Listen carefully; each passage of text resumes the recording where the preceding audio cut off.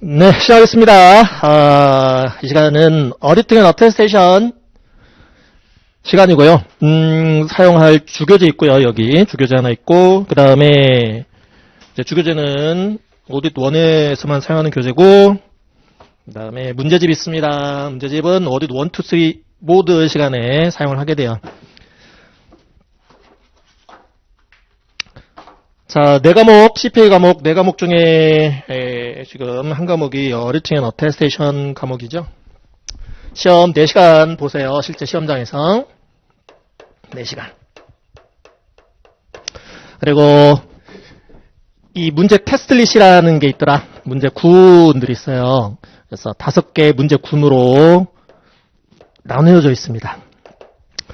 이 중에 이제 이 첫 번째 테스트릿하고 두 번째 테스트릿이 멀티플 초이스 사지선다 선택형 문제고요. 그 다음에 세 번째, 네 번째, 다섯 번째가 시뮬레이션 문제예요. 시뮬레이션. 그래서 문제 수는 멀티플 초이스가 72개, 첫 번째 36, 두 번째 36개. 그래서 총 72개의 멀티플 초이스 여러분들 풀어내셔야 되는 거 실제 시험장에서. 그 다음에 시뮬레이션이 2개, 3개, 3개 해서 8개. 이렇게 시뮬레이션 문제도 풀어내셔야 됩니다. 4시간 동안. 그 다음에 각 테스트릿 지날 때마다 이 브레이크 타임 가질 수 있는데, 이렇게 브레이크 타임 가질 수 있는데, 요때만 시험 시간을 안 잡아먹어요. 이때만. 세 번째 테스트릿에서 네 번째 테스트릿 넘어가는 요 시간에, 요 시점에 15분간 쉬는 거는 이 4시간을 잡아먹지 않습니다. 그러나 나머지 이 테스트릿 그 중간중간마다 쉬실 때에는 쉬실 수는 있으나, 담을 가지실 수는 있으나 4시간 시험 시간을 계속 경과한다라는 거. 그러니까 가급적이면 타임 매니지먼트를 이렇게 2시간 안에 푸시고요. 그 다음에 15분 쉬시고, 그 다음에 요 시뮬레이션 6개를 2시간, 이렇게 4시간을 배분하는 게 좀 필요하겠다라고 말씀 좀 드리고, 그 다음에 이 앞에 테스트릿을 풀 때에는 뒤에 테스트릿 문제를 알 수가 없습니다. 왜냐하면 앞에 테스트릿 여러분들이 그 시험 보신 결과에 따라서 뒤에 테스트릿의 문제들의 난이도가 결정이 돼요. 그 때문에 그 앞에 테스트릿을 이렇게 그러니까 이 36개 보실 때에는 이 두 번째 거 문제가 어떤 내용인지 못 봐요. 볼 수가 없어. 그런 것도 좀 미리 좀 알고 가시는 게 좀 필요할 것 같고요.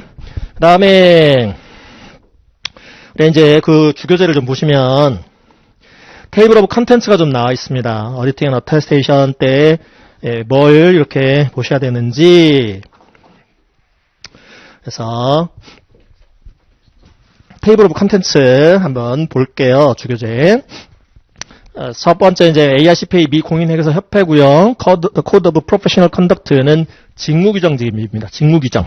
그래서 미국 시험은 특히나 윤리 및 직무규정을 굉장히 강조를 합니다.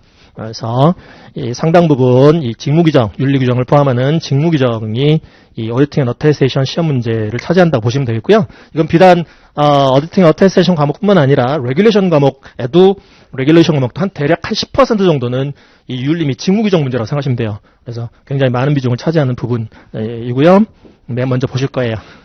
그 다음에 이제 인디펜던스라고 나와 있죠. 독립성 기준서, 이것도 이제 직무규정 및 윤리규정 중에 하나인데요. 독립성 기준서라 해서 얘는 이제 중요한 부분이어서 따로 별도 이 주제로 정리를 하게 됩니다.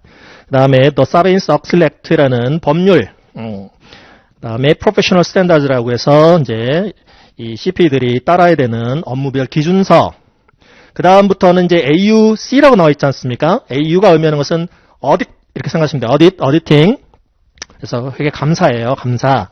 뒤에 C가 의미하는 것은 clarified라 해서 clarified. 기존 이제 이 그 감사 기준서 내용을 조금 더 명확하게, 명료하게 이렇게 문구를 바꿨다 해서 AU-clarified다라고 이렇게 칭합니다. AU clarified. 감사 기준서예요. 감사 기준서. 역사적 재무제표 감사 기준서가 AUC예요. 그래서 이제 그 오딧 노한 목차를 쭉 보니까 AUC가 다죠. 그 밑에서부터는 윤리 및 직무규정을 제외하고는 밑에 쭉 다 AU clarified야. 그러니까 오디트 1 때는 주로 역사적 재무제표 감사 기준서를 정리하신다라고 생각을 하시면 되고요. 그런데 이제 오디트 1 때는 베이스를 깔아요. 먼저 재무제표 감사에 대해서 베이스를 깔고 오디트 2에 들어가면은 이제 각 그 거래 유형이나 또 각 개별 그 계정 잔액들에 대해서 아주 세부적인 이제 감사 절차를 정리를 하게 됩니다. 오디트 2 들어가서. 그다음에 이제 오디트 3 들어가서는 이제 보고서 내용하고 그다음에 회계법인 회계사들이 이 역사적 재무제표 감사 업무만 하는 건 아니잖아요. 그래서 회계법인 회계사들이 하는 그 밖의 이제 전문 업무들에 대해서 오디팅 3 때 정리를 하게 됩니다. 그래서 일단 AU Clarified라는 내용들 그 제목들을 기준서 제목들인데 기준서 제목들 감사 기준서 제목들을 보시기에 앞서서 회계법인 회계사들이 도대체 어떤 업무들을 하는지 저 뒤에 어펜딕스 104페이지를 먼저 가서 좀 살펴보고 오실게요. 104페이지 가볼게요. 104페이지.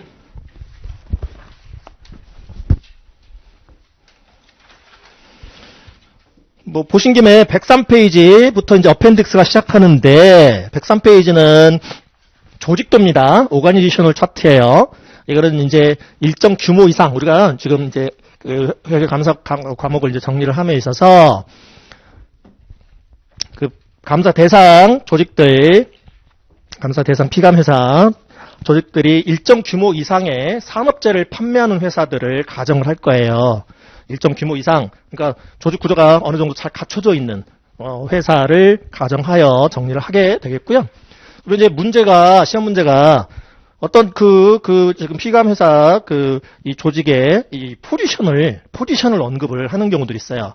예를 들어서 회계팀장, 뭐 컨트롤러, 또 작은 팀장, 뭐 트레저러, 뭐 이런 식으로 해서 그래서 이제 조직도를 참고하시라고 넣어드린 거고요. 문제 풀다가 이제 그러면 조직 내 포지션 얘기 이제 또 언급이 될 거고 회사 생활을 하시는 분들은 뭐 익숙하실 텐데 또 학교 생활 하시는 분들은 학생분들은 또 조직 또가 지금 익숙하지 않으실 수 있어서 이렇게 참고하시라고 넣어드린 부분이라고 생각하시면 돼요. 다음 페이지 볼게요. 다음 페이지 104페이지 상단. 우리 회계법인도 일정 규모 이상의 회계법인을 가정을 할 겁니다. 그래서 우리가 빅4라고 부르죠. 빅4 회계법인 중에서 빅4가 있어요. 그래서 우리 프라이스워터하우스쿠퍼스, PwC, 그 다음에 뭐 KPMG, 그 다음에 딜로이트, 그 다음에 EY, 런스텐영, 이 전부 사람 이름 딴 건데, 얘네들을 우리가 빅4라고 부릅니다. 빅4, 빅펌 4개. 기존에는 이제 아서 앤더슨이라는 펌까지 해서 이제 빅5였는데, 아서 앤더슨이 대규모 엔노 사태 회계부정 때문에 망해버리고, 같이 공도동망했어요. 피감회사랑. 그래서 이제 빅4가 지금 남아있는 상태고, 우리가 부를 때는 얘네들은 포린 펌이라고 불러요. 포린 펌. 그리고 나머지 이제 조그마한 회계법인들, 로컬 펌이라고 부릅니다. 로컬이라고 불러요. 그래서 우리가 뭐 포린 펌이든 로컬 펌이든 역시 회계법인도 좀 일정 규모 이상의 회계법인을 가정을 해서 이렇게 이 어디팅 어테스테이션을 정리한다고 생각을 하시면 돼요. 그래서 회계법인 회계사들이 도대체 어떤 업무를 하는지 개략적으로 104페이지 상단의 표를 통해서 좀 정리를 먼저 하고 갈게요. 다 나올 용어들이고 다 나올 얘기들입니다. 그래서 그냥 개략적으로만 보세요. 104페이지 상단에 보시면 서비스에서 업무들 나와 있죠. 그래서 회계법인 회계사들이 attestation services라는 인증 업무, 인정이라는 것은 확인 검증 업무라고 얘기합니다. 확인 검증, 확인해서 검증해주는 서비스예요. 그 다음에 non-attestation services도 오른쪽 상단에 보이시죠? non-attestation services도 합니다. 먼저 attestation services로는 examination 업무, 그 다음에 audit 업무 있고요. audit 다음에 HFS가 의미하는 것은 historical financial statement라고 불러요. historical, 역사적 재무제표 이렇게 부릅니다. 즉 우리 일상적으로 기업들이 일상적으로 거래나 사건들을 행하면서 거래나 사건들이 일어나면서 계속 장부에 그 회계처리, 기장이라고 하죠. 장부에 기록을 하게 돼요. 장부에 기록을 해서 그게 이제 결국은 이제 그 회계 정보 이용자들을 위해서 이렇게 만들어지는 표로 흘러가게 되는데 그게 이제 실제 거래나 사건들이 반영된 역사적 재무제표라고 부르는 거고, 그 historical financial statement를 감사하는 게 우리가 흔히 알고 있는 회계감사라고 표현하는 거예요. 그 업무가 어딧이라는 용어를 씁니다. historical financial statement 감사 업무를 어딧 한다고 얘기를 해요. 어딧. 근데 그 위에 examination이라는 용어도 감사의 의미입니다. 여기서는 감사의 의미예요. 근데 그 감사의 대상이 꼭 historical financial statement만 있는 거 아니거든요. 역사적 재무제표만 감사 대상이 되는 게 아니라 역사적 재무제표를 제외한 그 밖의 subject matters, 검증 대상을 감사해서 의견을 표명해달라는 그런 요구를 받을 수도 있어요. 그런 요청을 받을 수도 있더라. 그래서 역사적 재무제표 이외의 감사를 할 때 examination 한다라고 얘기를 합니다. examination. 예를 들어서 펀드 수익률 감사 좀 해주세요. 그래서 의견 좀 주세요. 그 펀드 운용사가 지금 이렇게 운용 실적을 냈다라고 주장을 하고 있는데 그거 확인 검증해서 의견을 좀 표명을 해주세요. 즉 적정하게 지금 그 펀드 수익률을 지금 우리한테 공개를 하고 있는 건지 의견을 주세요. 또 어떤 부동산을 지금 인수를 하려고 하는데 부동산 매입을 하려고 하는데 그 부동산 셀러 측이 이러한 지금 이 면적의 건물이다라고 이렇게 주장을 하고 있는데 그거를 확인 검증해서 의견을 좀 표명해 주세요 등등. 역사적 재무제표 이외의 historical financial statement 이외의 여러 가지 subject matters를 감사해서 의견을 표명할 때 examination 서비스를 제공한다 얘기를 합니다. examination 감사 업무예요. 감사.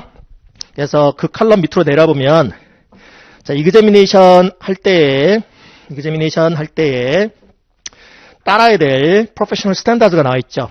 기준서. 앞으로 이제 업무별 기준서, 회계법인 회계사들이 따라야 될 업무별 기준서의 명칭에는 Statement on Standards for가 꼭 들어가요. Statement on Standards for 이하를 위한 지금 이 기준서다라는 거예요. for 이하를 위한 기준서.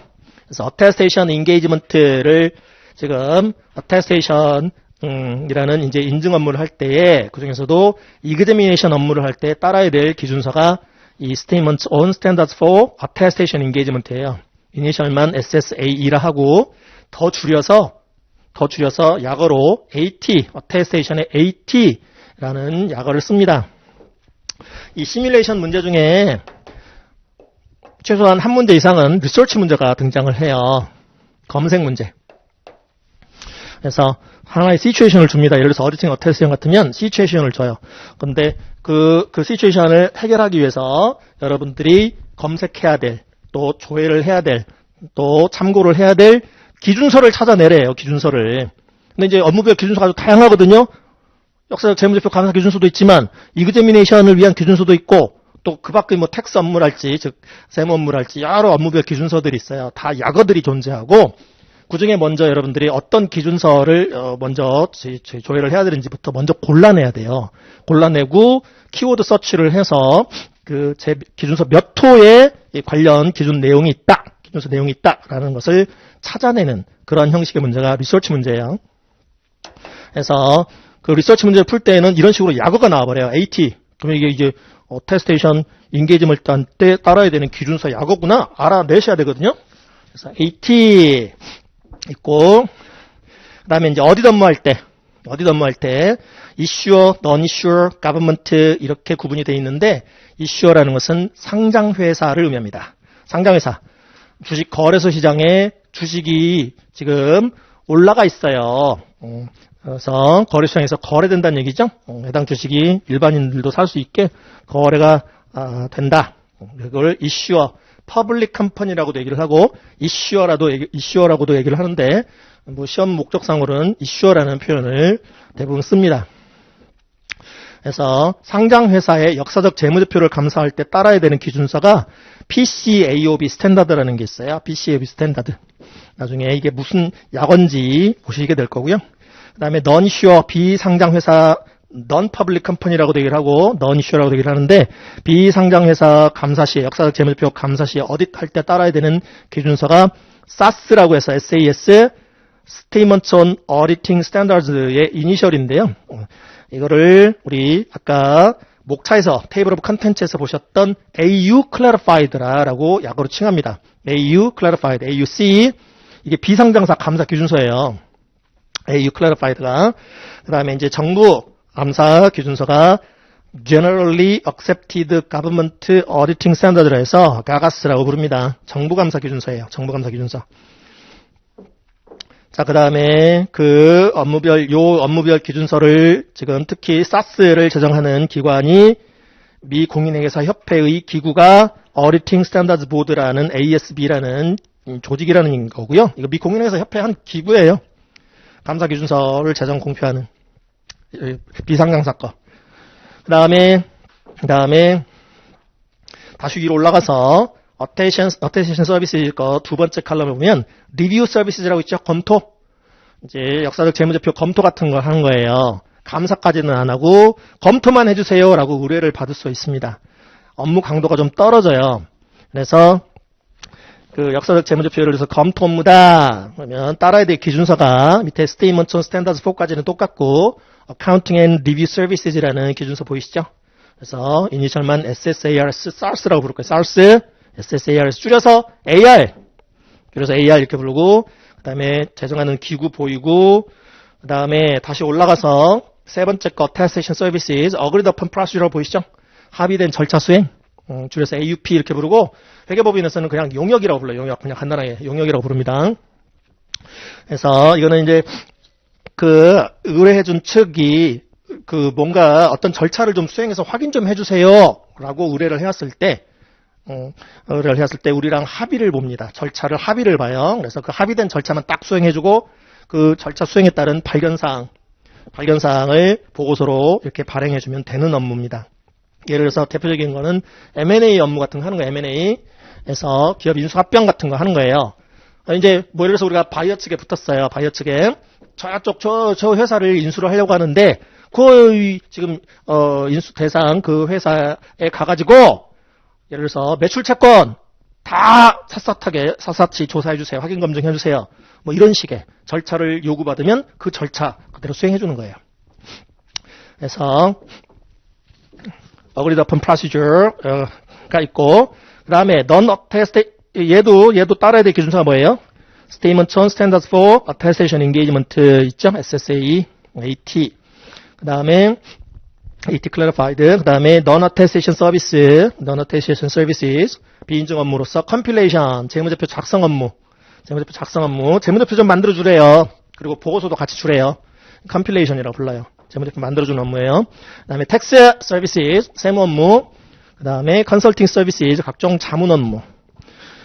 자, 그런데 이제 크게 보면 이렇게 이제 6개의 항목으로 지금 분류를 해 볼 수가 있는데 더 이제 뭐 세분하지만 크게 보면 이제 이렇게 할 수 있는데 어테이션 서비스를 수행하려면 뭐가 요구되냐면 그 바로 밑에 인디펜던스 보이실 거예요. 독립성이 요구되는 업무가 바로 어테스테이션 서비스입니다. 인디펜던스가 require 되는 업무예요. 예를 들어서 역사적 재무제표 감사를 간단하게 생각을 해볼게요. 역사적 재무제표 감사를 의뢰받았어요. 그래서 그 Historical Financial Statement를 여러분들이 다 확인 검증해갖고 오피니언이라는 걸 표명하게 되는데 감사 의견이라는 걸 표명을 해요. 그래서 감사 의견의 유형으로는 나중에 보시게 될 뭐 적정 의견, 또 적정 이외의 비적정 의견이라 해서 비적정 의견으로는 한정 의견, 그 다음에 부적정 의견, 그 다음에 의견 거절이라는 유형이 있어요. 총 4가지인데 적정, 그 다음에 한정, 그 다음에 뭐 그러니까 적정 의견을 뭐 unqualified opinion 내지는 또 뭐 unmodified opinion 이렇게 얘기도 하고요. 적정, 한정, 부적정, 그 다음에 의견 거절 이렇게 4가지가 있는데 이렇게 적극적인 의견 표명을 하는 업무가 감사 업무입니다. 이그제미네이션이든 어디시든. 근데 역사적 재무제표 감사를 생각을 해보면 어딧을 생각을 해보시면 독립성을 갖춘 자가 그 재무제표 내용을 확인 검증해서 의견을 표명을 해야 회계 규준에 따라서 적정하게 표시하고 있습니다. 즉 재무상태나 뭐 영업성과를 적정하게 표시하고 있습니다. 회계 규준에 따라 이런 식으로 여러분들이 의견 표명을 했을 때 여러분들이 그 피감 회사, 감사를 받는 회사에 대한 독립성을 갖춘 상태에서 그런 의견 표명을 해야 그 재무제표 및 여러분들이 발행하는 감사 보고서, 감사 의견을 포함하고 있는 감사 보고서를 신뢰를 해줄 거라는 거예요. 믿어줄 거다. 근데 만약에 독립성이 없어? 가장 이제 대표적인 예는 본인의 가족 회사를 감사를 한다. 예를 들어서 그러면은 예를 들어서 부모님 회사야. 가고 감사를 했어. 감사 의견을 표명을 했어. 그러면 그 감사 보고서를 외부의 이용자들이 믿어주겠냐는 얘기죠. 응? 혹시나 가족 회사니까 혹시 뭔가 회계 부정이 있어도 또 중요한 외국 표시가 있어도 눈 질끔 감지는 않았을까라고 이렇게 의심의 눈초리로 바라볼 수가 있다는 것이죠. 그렇기 때문에 이 확인 검증 서비스, 감사 업무를 포함한 확인 검증 서비스를 해줄 때에는 독립성을 갖춘 자들로 팀을 꾸려야 돼요. 그렇게 해서 보고서를 발행을 해줘야 나중에 그 이용자들이 그 보고서 내용을 믿어줄 거라는 것이죠. 신뢰를 해줄 거다라는 거예요. 그래서 확인 검증 서비스는 뭐가 요구돼요? 인디펜던스가 요구돼요. 독립성이 요구되는 업무들이에요. 하지만 오른쪽에 non-attestation 서비스는요. 비인증 서비스들은 확인 검증 서비스가 아니에요. 얘네들은 독립성이 요구되지 않습니다. 독립성이 없어도 할 수 있는 업무예요. 그 어떤 지금 해당 의뢰를 받은 조직에 대한 독립성이 없어도 재무제표 그냥 만들어주면 돼. 그 회사가 제공하는 각종 자료 갖고 그냥 재무제표 만들어주면 돼요. 세무 업무 그냥 해주면 돼요. 자료 받아갖고 그냥 해주면 돼. 독립성이 없어 상관없어. 컨설팅 업무 그냥 해줘도 돼요. 그래서 non-attestation 서비스는 독립성이 요구되지 않는 업무입니다. 그 다음에 그 업무별 기준서에서 컴필레이션 업무 뭘 따라야 돼요? Statements on Standards for Accounting and Review Services라는 SARS 또 나왔죠. SSARS 줄여서 AR. 이게 아까 리뷰 쪽에서 보셨던 기준서와 똑같은 기준서거든요. 왼쪽에 리뷰 업무할 때 SARS, AR 똑같은 거예요. AR Clarified. 그래서 인증 서비스 중에 하나인 리뷰 업무를 할 때 SARS 또 따르지만 non-attestation 서비스 할 때 컴필레이션 업무할 때 따라야 되는 기준서도 SSARS, AR Clarified다라고 생각하시면 되겠고 이때 Statement on Standards 4까지는 똑같고 어카운팅이 의미하는 것은 컴필레이션 쪽 업무라고 생각하시면 되겠고요. And Review Services, 리뷰는 그냥 리뷰 업무라고 생각하시면 돼요. SSARS에서 Statement on Standards 4는 모든 기준서에 다 붙는 용어고 Statement on Standards 4 다음에 나오는 Accounting and Review Services, 어카운팅은 컴필레이션 업무와 관련된 기준을 의미하는 거고 리뷰 서비스는 그냥 리뷰 업무와 관련한 기준서를 의미한다고 생각하시면 돼요. 그래서 기준서가 똑같은 거야 지금 SSARS, 리뷰랑 컴필레이션이랑 같은 SARS, AR Clarified입니다. 그 다음에 텍스 업무는요. Statement on Standards 4 다음에 뭐 붙어요? Tax Services가 붙죠? Tax Services 세무 업무 기준서예요. 그래서 SSTS라고 부르고요. 더 줄여서 TS라고 불러요. Tax Standard. 그 다음에 얘기 나온 김에 그 SARS가 왜 AR이에요? SARS를 줄여서 AR. 아까 SSA는 AT라고 그랬는데 AT는 Attestation AT. AR은 Accounting and Review의 AR이라고 생각하시면 돼요. 줄여서 AR Clarified가 Accounting과 Review의 이니셜 AR Clarified. 그 다음에 SSTS 줄여서 TS, Tax Standard고 컨설팅 서비스는 Statement on Standards 4까지 똑같고 컨설팅 서비스에서 SSCS라고 부릅니다. 더 줄여서 CS, 컨설팅 스탠다드라고 불러요. 컨설팅 스탠다드, CS. 각각 이 재정 기구 있고 다 AICPA 미 공인회계사 협회 내에 있는 기구들이에요. 업무별 기준서 재정 공표하는 기구들이에요. 그 다음에 밑으로 이제 좀 내려가 보실게요. 밑에서 세 번째 거 보면 Assurance Type이라고 보이세요? 확신의 유형, Assurance. 확신을 주는 지금 서비스들이 있어요. 확신. 제3자에게 뭔가 확신을 심어준다는 얘기인데 그 확신의 유형을 보면 감사 업무는요. examination이든 어디시든 positive라는 용어 보이시죠? positive assurance를 준다고 얘기를 합니다. 적극적인 확신을 준다고 얘기를 하고요. 그 다음에 review services 쪽에도 negative assurance, 소극적 확신 이런 표현을 쓰는데 그리고 나머지 서비스들은 확신이라는 걸 제공을 안 해요. 확신이라는 걸 제공한다는 것은 동네방네 뿌릴 수 있다는 얘기인데 확신이라는 것을 제공 안 한다는 것은 동네방네 안 뿌린다는 얘기입니다. 동네방네 안 떠든다는 얘기예요. 예를 들어서 어그리드 어픈 프로세서 같으면 AUP 서비스 같으면 아까 M&A 업무 같은 거 예로 들 수 있다고 그랬잖아요. 용역 업무 M&A 비밀리에 진행하거든요. 동네방네 안 뿌려요 결과를. 지금 AUP 서비스 제공한 결과물을 동네방네 이렇게 공개를 안 한다고. 즉 확신을 제공을 안 해요. 동네방네 안 뿌린다는 걸로 이렇게 이해를 하시면 돼요. 이제 동네방네 떠들 수 있는 업무가 뭐예요? 감사 업무하고 검토 업무예요. examination, audit, 그 다음에 리뷰 업무입니다. 확신을 줘요. 제3자들한테 확신을 줘요. 그런데 감사 업무는 적극적인 확신을 줘요. 이용자들한테. 그런데 리뷰 업무는 소극적 수준의 확신만 주는 업무예요. 그래서 나중에 이제 보고서를 보시게 될 건데, 감사 보고서를 보면 아까 말씀드렸잖아요. 지금 감사 대상인 재무제표들이 있을까요? 표들이 뭐 재무상태표다, 또 뭐 손익계산서다, 또 뭐 현금흐름표다, 뭐 이런 것들이 있을 거예요. 자본변동표다 이런 게 있을 수 있죠. 그러면은 상기 언급된 저 재무제표를 우리가 감사를 했는데 감사 결과 본 감사인의 의견으로는 회계 기준에 따라 재무상태랑 영업성과랑 현금흐름을 회계 기준에 따라 적정하게 표시하고 있습니다. 적정하게 표시하지 않고 있습니다. 뭐 빼고 적정하게 표시하고 있습니다. 절차 수행을 대부분 못해서 의견을 못 드려요. 이런 식으로 적극적인 표현을 쓰는 어떤 그 의견 문단을 포함시킨 보고서를 발행을 하는 업무가 감사 업무예요. 파지티브 방식, 그러니까 표현 자체가 어떤 그 부정적인 용어를 쓰는 게 아니라 긍정적인 용어를 써요.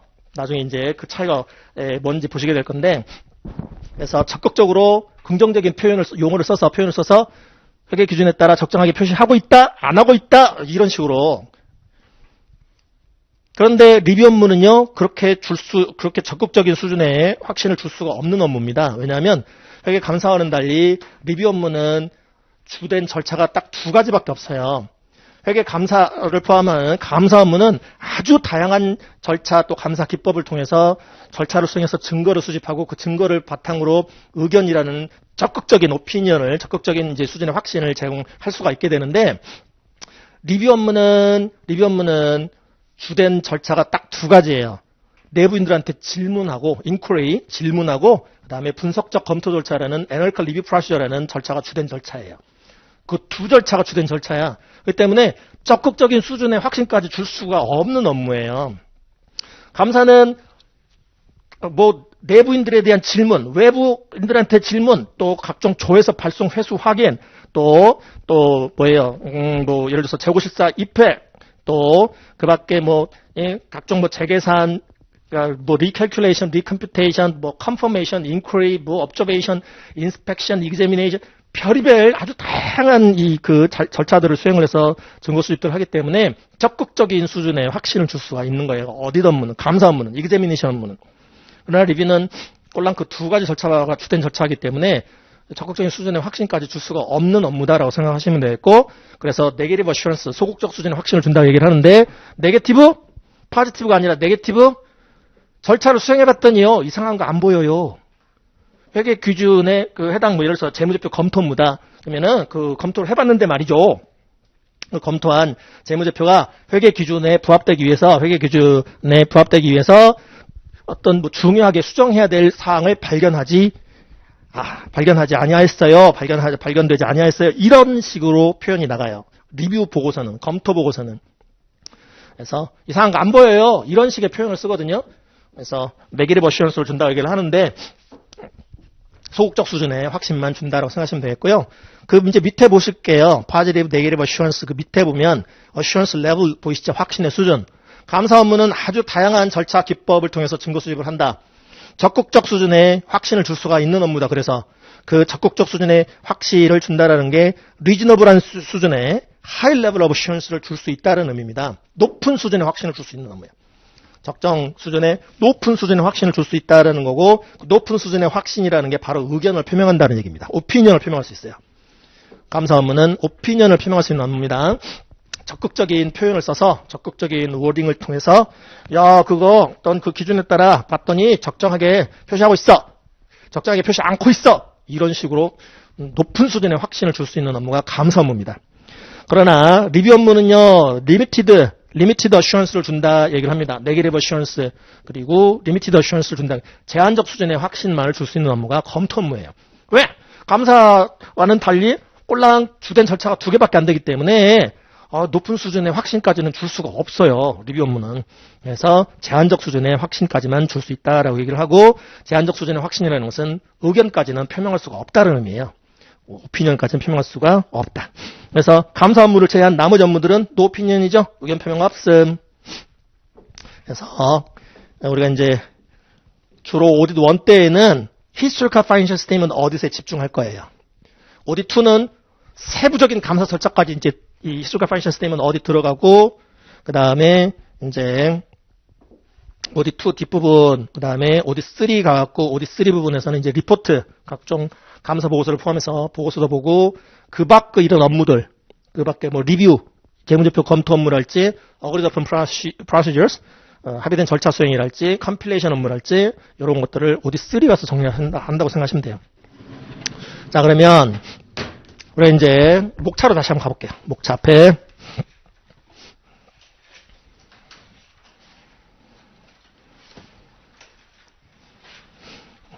지금 개략적으로 회계법인 회계사들 어떤 업무들을 하는구나 라고 좀 살펴보셨다면, 테이블 오브 컨텐츠를 보시면 오디트 1 이제 초반에 이제 직무규정 및 윤리규정, 독립성 기준서 이런 거 본다 그랬어요.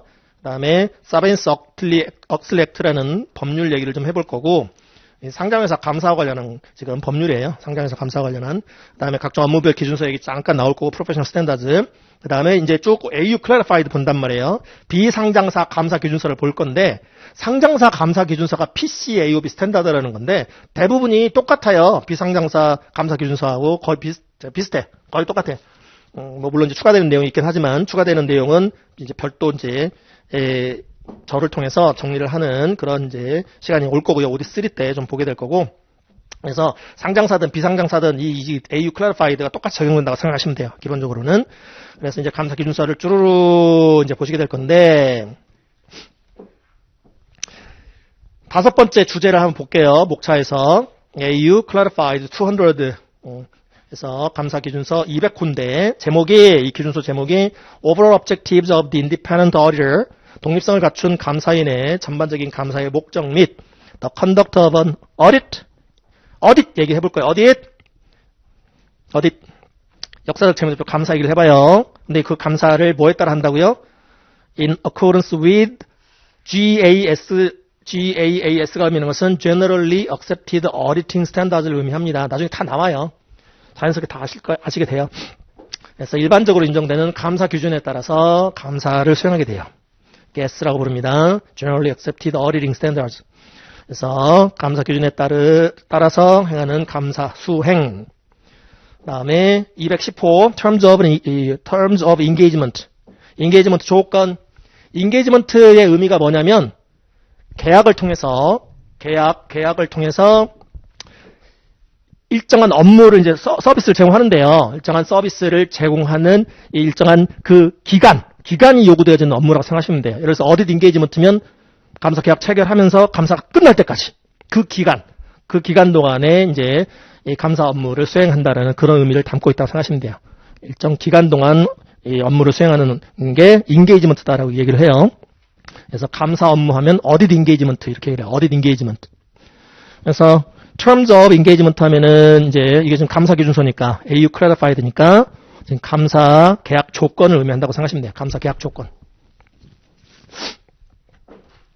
그래서 칠판 보실게요. 칠판 보시면 이제 쭉 재무제표, 역사적 재무제표 감사 얘기를 해볼 건데, 먼저 뭐부터 따지냐면 감사 의뢰를 받았어요. 이제 처음으로 감사 의뢰를 받았어요.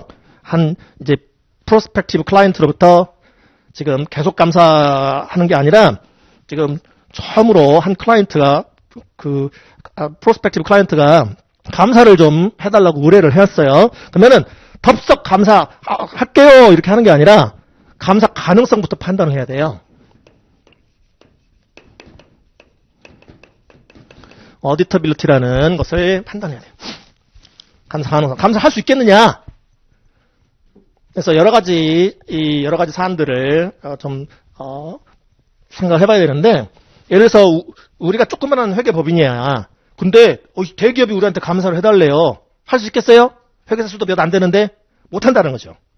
예를 들어 삼성전자 같으면은 연간 뭐 한 150명 정도의 이 인력이 투입이 되는데 조그마한 회계법인이 맡을 수 있겠어요? 못 맡겠죠? 그래서 이제 억셉트 하지 말아야 되겠죠. 또한 과거에 회계 부정 전력이 있는 회사야. 받으면 되겠어요? 또 회계 부정할 가능성이 큰데 분식이라고 불러요. 이쪽도 분야가 처음이신 분들 계실 수 있는데 재무제표를 예쁘게 꾸미는 거야. 그걸 윈도우 드레싱 이렇게 불러요. 예쁘게 보이려고 이제 진열장에 옷가게 진열장에 마네킹에 옷 예쁘게 입혀서 진열을 하듯이 이렇게 윈도우 드레싱 하면 분은 화장분자를 쓰는데 예쁘게 이제 재무제표를 꾸미는 거예요. 있는 그대로의 지금 어떤 재무 상태나 영업 성과를 보여주는 게 아니라 부풀리는 거죠. 실적을 막 부풀린다 할지 그런 거야. 그래서 과거 이런 이제 분식, 윈도우 드레싱 전력이 있어. 또 할 가능성이 많거든요. 저런 회사들은 매니지먼트의 진실성, 정직성, 인티그레이티라고 부르죠. 인티그레이티, 매니지먼트 인티그레이티에 문제가 있을 수 있거든요. 그러면은 그런 회사 잘못 맡아버리면 어떻게 돼요? 같이 망할 수 있어요. 아까 말씀드렸던 아서 앤더슨, 과거에 그 엔론이라는 회사가 있었어요. 나중에 뭐 잠깐 뭐 언급은 되겠습니다만은, 그래서 비감 회사인 엔론사로부터 아서 앤더슨이 컨설팅 피도 무지하게 많이 받고 감사 피도 무지하게 많이 받고 자꾸 분식을 했죠. 자꾸 이제 비용 처리해야 될 걸 자산으로 처리를 자꾸 해갖고 눈 좀 감아주세요. 우리가 돈 많이 주지 않습니까? 그래서 이제 한 번 봐주고 또 두 번 눈 감아주고 하다가 보니까 같이 엮여버린 거예요. 그러니까 이제 휘슬 블로워라고 얘기를 하죠. 내부 고발자가 고발해버렸어요. 이 회계 부정에 대해서, 대규모 회계 부정에 대해서. 그래가지고 이제 만천에 드러났죠. 드러나가지고 그때 이제 미국은 한 번 회계 부정하면은 이제 최고 그 경영자가 막 24년, 25년씩 막 두드려 맞고 그래요. 그래서 그때도 이제 그렇게 이제 판결이 났었는데 그렇게 해가지고 아서 앤더슨도 같이 엮여 들어간 거예요. 같이. 그래서 엔론사 파산하면서 같이 아서 앤더슨도 같이 공도동맹 해버린 거예요. 한번 봐주기 시작하니까 어쩔 수 없이 같이 엮여 들어가는 거예요. 그래서 매니지먼트 인티그레이를 굉장히 중요시합니다. 매니지먼트 인티그레이, 경영자의 진실성, 정직성. 그래서 만약에 과거에 그런 이제 분식 전력이 있다, 그럼 또 그럴 가능성이 커. 왜냐면 매니지먼트가 진실되지 못하거든. 자꾸 이렇게 회계 부정을 저지르려고 하는 그런 성향이 있을 수 있어서 그런 회사는 맡지 말아야 돼요. 그렇기 때문에 예를 들어서 뭔가 감사 의뢰가 들어오면은 네 감사합니다 하고 덥석 억셉트를 하는 게 아니라 품질관리실이라는 것을 거치게끔 하고 있어요. 회계법인이라면 품질관리실, 옛날에 심리실이라고 불렀고 이 퀄리티, 서비스 퀄리티 앤드 리스크 매니지먼트 QRM이라 해갖고 품질관리실을 거쳐야 돼. 그래서 야 받아도 돼 그러면 받을 수 있는 거고 거기 통과 못하면 못 받아요.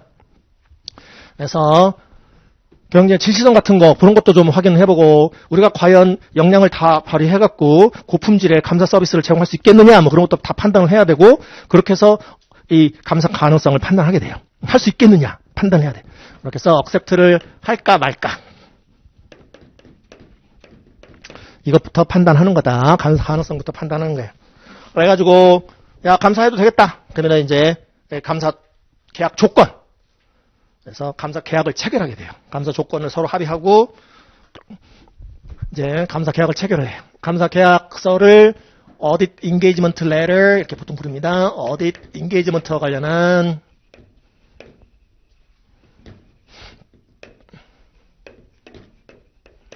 레터라 해서 Audit Engagement Letter 감사 계약서라고 합니다. 감사 계약서. 그래서 감사 조건 서로 협의 및 합의해서 감사 계약 체결하고요. 그 다음 기준서 뭐예요? 510호. 오프닝 밸런스라고 나있죠? 오프닝 밸런스이즈. 기초잔액이라고 부릅니다. 기초잔액. Initial Audit Engagement는 초도감사 이렇게 얘기를 하고 초도감사. 그 다음에 Including Re-Audit Engagement는 계속감사. 정기재무제표도 우리가 감사했는데 단기재무제표도 우리가 또 감사해달래요. 우리한테. 그럼 계속 감사한다고 얘기를 하고요. 근데 처음으로 이제 우리의 클라이언트로 왔어. 뭐 기존까지는 외부 감사 대상이 아니어서 외부 감사를 안 받다가 외부 감사 대상이 돼서 우리한테 의뢰를 해왔어. 그렇게 해서 이니셜 어딧 초도 감사 나갈 수도 있는 거고, 감사인 변경을 통해서 기존에 타 회계법인이 감사했는데 올해는 우리한테 해달래. 그렇게 해서 초도 감사 나갈 수도 있는 거고, 이니셜 어딧. 그럼 초도 감사 나가면 뭐가 문제냐면 이 오프닝 밸런스 확인, 기초 잔액. 우리가 한 그 회계 기간 동안에 영업 성과를 보여주기 위한 표인, 회계 처음 하신 분들 오퍼레이팅 리절트를 보고하기 위한 표인 인컴 스테이트먼트, 손익계산서가 있고, 그 다음에 회계 기말 파이낸셜 포지션을 보고하기 위한 목적의 표인, 재무 상태를 보고하기 위한 표인 밸런스 시트, 재무 상태표라는 게 있고, 그 밖에 현금주의로 작성된 현금 흐름표, 또 뭐 자본 변동표 뭐 이런 것들이 있는데요. 감사는요, 이 Historical Financial Statement 감사는 BS, 밸런스 시트, 재무 상태표 줄여서 BS 위주로 감사를 해요.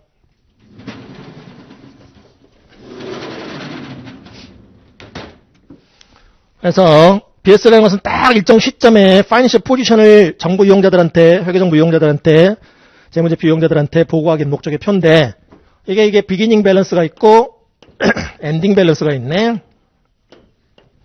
기초잔액과 기말잔액이 있어요. 우리가 계속감사인이라면 전기말 재무상태표 확인 검증 완료했어. 전기 말잔이 단기 기초잔액으로 넘어온단 말이에요. 전기말 BS 정보가 단기초로 이월돼서 기초잔액으로 넘어와요. 우리가 계속감사인이라면 전기 감사하면서, 전기 재무제표 감사하면서 밸런스시트 기말잔액 확인 검증을 완료했어. 이미 확인을 해서 적정하게 표시했는지를 확인을 완료를 했어. 그러면은 이거 우리가 확인이 끝났어. 이미 전기 재무제표 감사하면서 전기말 재무상태표 감사 끝났었어요. 전기에 확인 이미 끝났어. 확인 검증이. 문제 없었어? 그럼 얘는 또 볼 필요가 없어요. 전기 말잔이 그대로 단기 기초잔액으로 넘어오기 때문에. 그러면은 뭐만 보면 돼? 이 엔딩 밸런스만 보면 돼. 지금 BS의 엔딩 밸런스를 주로 확인하는 데 초점을 맞추게 돼요. 계속 감사인이라면. 기초잔액 확인은 이미 전기 재무제표 감사하면서 끝났기 때문에, 확인 검증이 끝났기 때문에. 올해 기말 재무상태표상의 파이낸셜 포지션을 회계 기준에 따라서 적정하게 표시하고 있는지 그렇지 않고 있는지 확인 검증하는 게 이제 주된 절차야. 단기 재무제표 감사의 주된 절차야.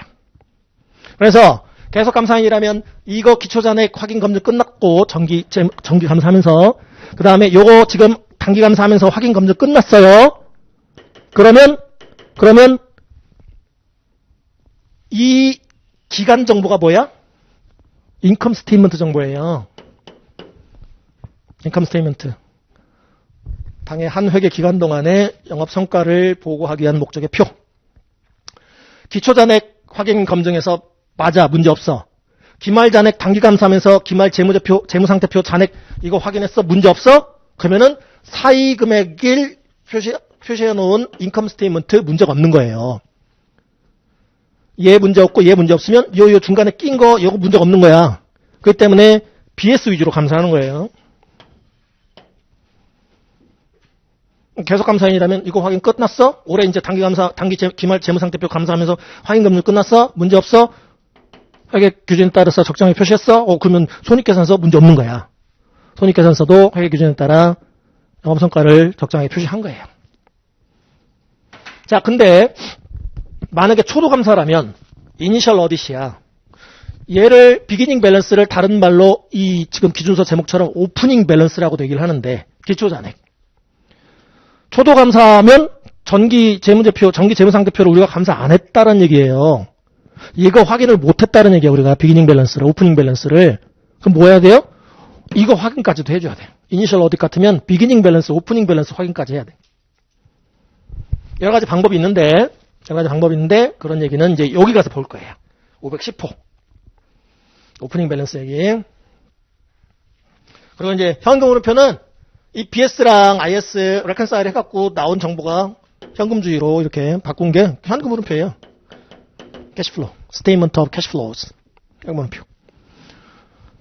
현금 흐름표 이쪽이 처음이신 분들 있을 수 있는데 이게 이제 영업활동, 주된 영업활동으로 인한 operating activities, 영업활동으로 인한 현금 흐름이다.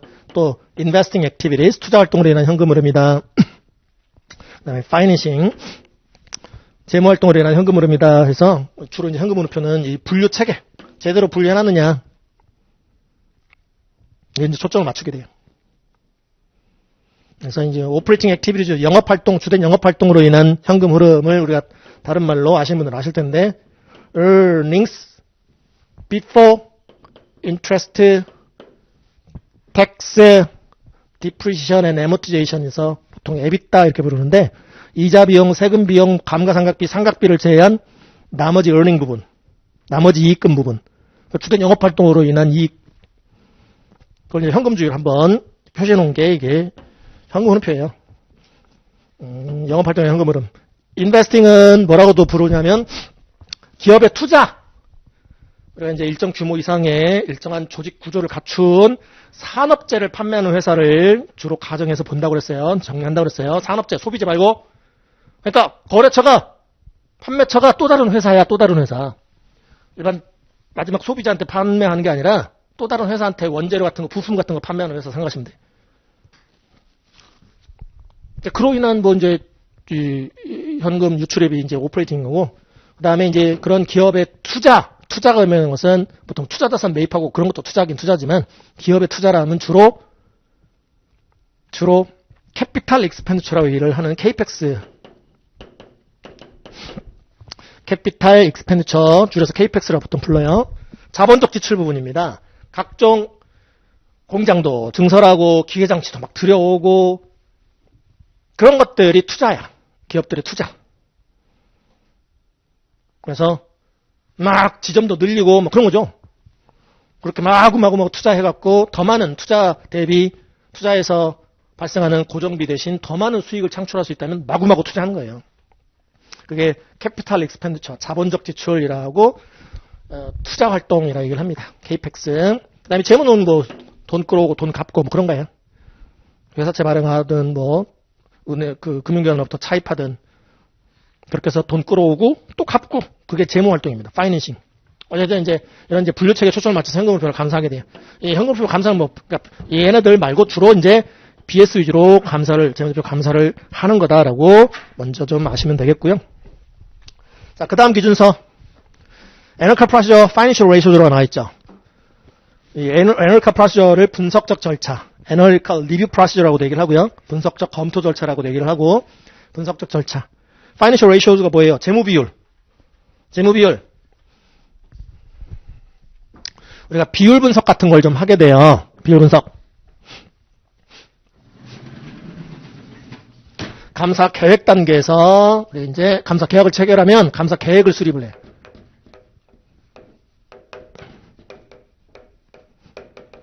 어디 플래닝. 여러분들 네 과목 중에서 여러분들 시험 과목 CPA 시험 과목 네 과목 중에서 가장 어려운 과목이 어디팅 앤 어테스테이션이에요. 어디팅 의미하는 게 뭐라고요? Historical Financial Statement 감사를 어디팅이라고 부른다고. 어디팅. 근데 이 과목 제목이 왜 어디팅에서 끝나지 않고 and attestation이라는 attestation. 아까 뒤에서 봤잖아. 인증 서비스, attestation 서비스. 괜찮아요? 그 때문에 역사적 재무제표 감사 업무 이외의 각종 뭐 examination 서비스랄지, 그 다음에 리뷰, 컴필레이션 등등등등 이런 것도 다 테스트를 하기 때문에 이 시험 과목의 제목이 명칭이 Auditing and Attestation이라고 부르는 거예요. 그래서 주로 이제 우리가 Audit 1, 2는 이제 이 어디팅에 집중해서 정리를 이제 한다. Audit 1에서는 베이스 깐다. 어디세 HFS, Historical Financial Statement 어디세 베이스를 까는 작업을 Audit 1 때 한다. 그 베이스를 바탕으로 Audit 2에 들어가면 세부적인 감사 절차를 정리하게 된다. Audit 3 가면 이제 그 밖의 업무 및 뭐 각종 보고서와 관련한 내용을 정리를 하게 된다. 그래서 우리 이제 어딧 지금 보고 있는 거잖아요. 그래서 처음에 감사 의뢰를 받았을 때 어디터빌리티를 따진다. 할 수 있겠다. 고품질의 서비스, 감사 서비스를 제공할 수 있겠다. 판단이 되면 억셉트를 하고 감사 계약 체결한다. 감사 계약 체결한 후 감사 계획을 수립한다. 뭐 계속 감사인이라면 뭐 감사 계획 금방 수립할 수 있겠죠. 감사 전략 금방 짤 수 있겠지. 왜냐면 이 클라이언트 사이에 대해 잘 알고 있기 때문에. 그런데 이제 초도 감사면 좀 시간을 많이 할애를 해서 감사 전략을 짜야 돼요. 감사 전략을 수립을 해야 돼. 감사 계획 수립해야 돼. 어쨌든 어디 플래닝 하게 돼요. 감사 계획 수립 단계에서 하는 중요한 반드시 해야 되는 절차 중에 하나가 바로 이 애널컬 프로세스입니다. 분석적 절차. 분석적 검토 절차. 애널컬 프로세스라는 절차를 반드시 수행해야 돼요. 비율 분석. 비율 분석은 이제 그 뭐 기업 내부적으로도 할 수 있겠지만 이게 감사 목적상으로 외부 감사인이 하기도 해요.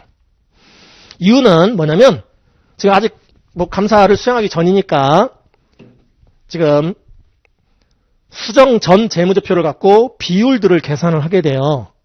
여러 이제 재무 비율들 잘 아시는 분들은 아시겠습니다만 재무 비율들을 계산해 갖고 계속 감사인이면 정기 감사하면서 우리가 다 비율 뽑아놓은 게 있어. 엑셀 파일 같은 게 다 있어. 또 감사 프로그램에 다 들어가 있어. 그러면은 올해 거 재무제표 내용을 쭉 반영을 하면 올해 거 비율이 또 쭉 떠요. 그래가지고 전기 거 비율 대비 단기 거 비율을 비교를 하게 됩니다. 혹시나 크게 출렁거리지는 않았는지. 예를 들어서 우리가 외상 매출금 회전율이랄지 뭐 재고자산 회전율이랄지 뭐 그런 것도 기본적으로 계산을 하게 되는데 전기 대비 단기 크게 출렁거렸어? 플럭추에이션이 좀 커? 언유저한 만큼 이상한 거예요. 그래서 그렇게 비율 분석을 해서 전기 대비 단기도 비교를 해갖고 크게 일정한 범위를 혹시 벗어난 이 비율들이 없는지 찾아내고 또 업계 평균하고도 비교도 해보고 이 회사가 편성했던 예산하고도 이 실제값하고 또 비율을 계산해서 비교도 해보고 그래서 언유저한 값, 언익스펙티드한 값 그런 것들을 찾아내기 위한 이 목적의 절차가 어딧 플래닝 이 단계에서 감사 계획 단계에서 수행하는 분석적 검토 절차라고 생각하시면 돼요.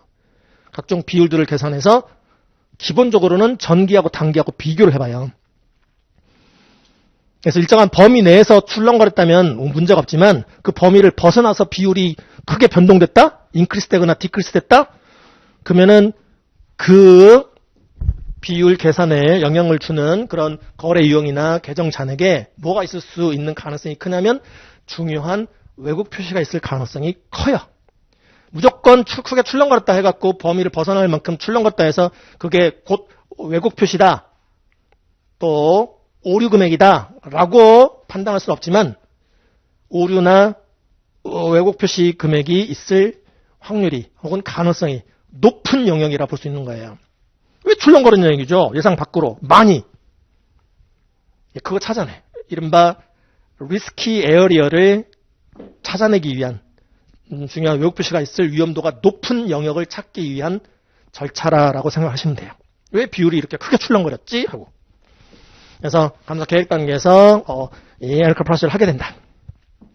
그래서 두 개 지금 주제를 거쳐서 하는 거죠. 그래서 애널컬 프로세스 비율 분석하고 그 밖의 이제 애널컬 프로세스에 대한 내용을 다음 주제로 또 정리를 하게 돼요. 그 다음에 플래닝은 어디 있죠? 감사 계획 수립하는 거와 관련한 기준서 정리를 하겠고요. 그 다음에 325호를 통해서 materiality 중요성 수준이라고 합니다. 중요성. 그래서 우리는 중요하다, 안 중요하다 따져줘야 돼요. 그래서 감사 계획 단계에서 중요성 수준이라는 것을 설정하게 되고요. 그렇게 해서 감사를 본격적으로 수행하게 돼요. 칠판 보시면 어디 플래닝 단계에서 오드 리스크라는 수준을 정해야 돼요. 감사 위험. 감사는 재무제표 감사는 히스토리컬 파이낸셜 스테이트먼트 어디에선 리스크가 존재할 수밖에 없습니다. 이유는 어디 리스크 감사 위험이라는 것은 audit failure 감사 실패를 할 수도 있는 위험을 말하는데 감사 실패라는 것은 재무제표에 충분할 정도로 왜곡 표시가 있는데도 불구하고 적정하게 표시하고 있어요 라는 적정 의견을 표명할 위험이 어디 리스크예요. 이거를 우리가 적정 수준으로 통제를 안 하면 감사 실패의 결과를 가져옵니다. 감사 실패? audit failure? 그럼 뭐예요? 막 소송 들어오고 막 회계법인에도 소송 들어오고 막 그래요. 당신네들 감사 제대로 안 했다는 얘기지. 당신들이 감사해갖고, 이 적정히 뭐, 이거 뭐, 회계준 따라 표시했다라고, 그거 믿고 투자했는데, 나중에 대규모의 회계 분식이 적발이 됐어. 우리는 회계법인에 또 소송 들어올 수 있어요. 그래서 감사 실패를 안기 위해서는 오디 리스크의 수준, 감사 위험 수준을 우리가 통제를 해줘야 되는데, 컨트롤 해줘야 되는데, 근데 오디 리스크라는 게 존재할 수밖에 없어요. 이유는 해당 재무제표에 우리가 감사를 하는 그 재무제표에 중요한 외국 표시가 있을 수 있는 고유한 위험 요소들이 존재할 수 있어요. inherent risk라고 얘기를 합니다. inherent risk, 고유 위험. 고유 위험이라는 것은 이게 지금 얘네들 지금 피감회사의 업종이 뭐 예를 들어서 건설회사야. 근데 요즘 상황이 건설회사들이 관급공사 많이 따려고 하고 있고 그 관급공사 입찰 자격을 얻으려면 일단 뭐 비율 같은 거 다 비율 조건이라는 거 그런 거 다 충족이 돼야 되는데 그거 충족하려고 입찰 자격 달라고. 그래서 업종에 따라서는 이 재무제표의 이 분식 이 가능성이 좀 높은 그런 업종들이 있어요. 그래서 그런 어떤 업종이랄지 업계의 지금 상황, 그 인더스트리에 인더스트리가 안 좋아. 업계 상황이 막 망해 나가 경쟁 업체들이. 그럼 이 회사는 막 살아남으려고 재무제표를 예쁘게 꾸미려고 할 수 있어요. 예쁘게 꾸며서 뭐 대출을 연장한달지 새로 또 증자 자본 조달을 위한 유상증자 같은 거를 뭐 지금 하고자 한달지 해서 재무제표를 예쁘게 꾸미려고 하는, 분식하려고 하는 그런 유인이 생길 수 있어. 그래서 업황도 좀 봐야 되겠고, 업종, 업황, 경영진의 진실성 같은 것도 본다 그랬어요. 매니지먼트 인티그리티. 괜찮은 것 같아서 감사 계약은 체결했는데, 이거 CEO, CF랑 뭐 얘기를 나누다 보니까, 이게 좀 진실되지 못하는 것 같아. 경제 진실성이 좀 의심이 가. 뭐 그런 것들이 재무제표의 외국 표시를 발생시킬 수 있는 고유한 위험이라고 얘기를 합니다. 그리고 또 이 업종은 또 회계 추정을 많이 사용을 해. 추정. 정답이 없는 추정. accounting estimate. 회계 추정 과목에도 회계 추정이 개정 그런 과목들도 그 개정 과목들도 정답이 없기 때문에 거기에 지금 외국 표시가 있을 수 있는 가능성이 좀 크거든요. 그런 이제 inherent risk 팩터들을 좀 파악을 해야 되겠고 감사 계획 단계에서 이 피감 회사의 경우는 지금 업종이 뭐고 업황이 어떻고 지금 뭐 또 지금 현재 경제 상황 나라의 경제 상황이랄지 뭐 등등등등 경영진들의 뭐 진실성 그런 거 다 따져갖고 재무제표에 중요한 지금 외국 표시를 일으킬 수 있는 리스크 팩터들 위험 요소들이 어떠한 것들이 있구나 감사 전략 감사 회의 통해서 그런 것들 다 디스커션하고 한단 말이에요. 그렇게 해서 이 IR 팩터들 평가하고 IR 수준이 어느 정도 되겠다. 그 다음에 일정 규모 이상의 회사라면 내부 통제 시스템이라는 것을 운영합니다. Internal Control System. 특히 Financial Reporting과 관련해서 Reliable한 Financial Reporting을 위해서 신뢰해줄 수 있는 정부 이용자들이 믿어줄 수 있는 그리고 그걸 의존해서 신뢰할 수 있는 재무 보고서를 의존을 해서 각종 뭐 투자 같은 것도 해주고 돈도 빌려주고 그런 것이. 그래서 회사 내부적으로 기업 내부적으로 내부 통제 시스템을 설계 구축 운영을 해서 인터 컨트롤 시스템 특히 이제 Reliable and Financial Reporting을 할 목적으로 Internal Control Over Financial Reporting이라는 ICFR이라는 내부 회계관리 제도를 운영하는 회사들이 있어요. 일정 규모 이상 회사들은 내부 회계관리 시스템을 운영한다. 회사 내부적으로 회계관리 시스템.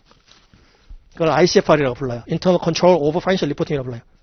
그래서 이 지금 업종의 특성상 뭐 또는 그 밖의 여러 가지 이 고유 위험 요소들 때문에 재무제표에 중요한 외국 표시를 발생시킬 수 있는 위험 요소들이 이렇게 있는데 그걸 내부 통제 시스템이 얼마나 잘 잡아내느냐, 얼마나 잘 걸러내느냐. Internal Control 시스템이 근데 Internal Control 시스템이 잘 못 걸러낼 수 있는 위험도 있어요. 내부 회계관리 시스템이 이 IR 팩터들 때문에 inherent risk 팩터들 때문에 고유 위험 요소 재무제표에 중요한 외국 표시를 발생시킬 수 있는 고유한 위험 요소들 때문에 생길 수 있는 중요한 외국 표시들을 내부 통제 시스템이 내부 회계관리 시스템이 얘네들 때문에 중요유표시가 잘 발생하지 않게끔 프리벤트, 예방 통제. 혹시 생기더라도, 중요유표시가 생기더라도 그거를 적시에 타임리하게 적발해서 교정할 수 있는, 디텍트 앤드 크랙트 할 수 있는 그런 시스템, 이 인터널 컨트롤 시스템, 인터널 컨트롤 오버 파이낸셜 리포팅, ICFR인데, 나중에 다 보시게 될 용어예요. 인터널 컨트롤, 내부 통제 시스템인데, 인터널 컨트롤 over 뭐에 대한 파이낸셜 리포팅에 대한 내부 통제 시스템이라는 얘기예요. ICFR이. 그래서 우리나라에서는 내부 회계관리 제도 이렇게 얘기를 해요. 그래서 내부적인 회계관리 제도. 그걸 ICFR 내부 회계관리 시스템이라고 얘기를 하는데, 얘 때문에 생길 수 있는, 재무제표에 생길 수 있는 중요 요표시를 잘 예방, 적발, 교정을 해줘야 되는데, 아무리 잘 돈을 많이 들여서 내부 통제 시스템을, 내부 회계관리 시스템을 설계, 구축, 운영을 해도 못 걸러낼 수 있는 리스크가 존재해요. 그게 컨트롤 리스크라고 부르는 겁니다. 컨트롤 리스크. 얘와 관련한 게 컨트롤 리스크. 통제 위험이라고 부릅니다. 고유 위험, 통제 위험. 왜냐하면 아무리 대기업이요, 내부 통제 시스템을 제대로 막 돈 들여서 갖춰놨어. 설계해갖고 구축하고 운영을 하고 있어. 그럼에도 불구하고 내부 통제 시스템이라는 게 고유한 한계가 존재합니다. inherent한 리미테이션 존재해요. 예를 들어서 대표적인 내부 통제 시스템 중에 하나가 직무분장이라는 게 있습니다. 직무분장. segregation of duties. 업무를 딱 나눠놓는 거야. 예를 들어서 리코딩 펑션과 커스터디 펑션은 기본적으로 분리를 해놓는 게 좋습니다. 우리가 일정 규모 이상의 회사를, 일정한 조직 구조를 갖춘 회사를 얘기한다고 그러는데, 조그만한 회사들은 인력 문제 때문에 그 제대로 된 직무 분리를 못 해놓는 경우들이 있을 수 있어요. 말씀드린 리코딩 펑션, 기록 기능과 커스터디 펑션, 보관 기능은 기본적으로 분리를 해놓는 게 좋습니다. 대표적인 리코딩 펑션이 어카운팅 디파트먼트입니다. 회계부서.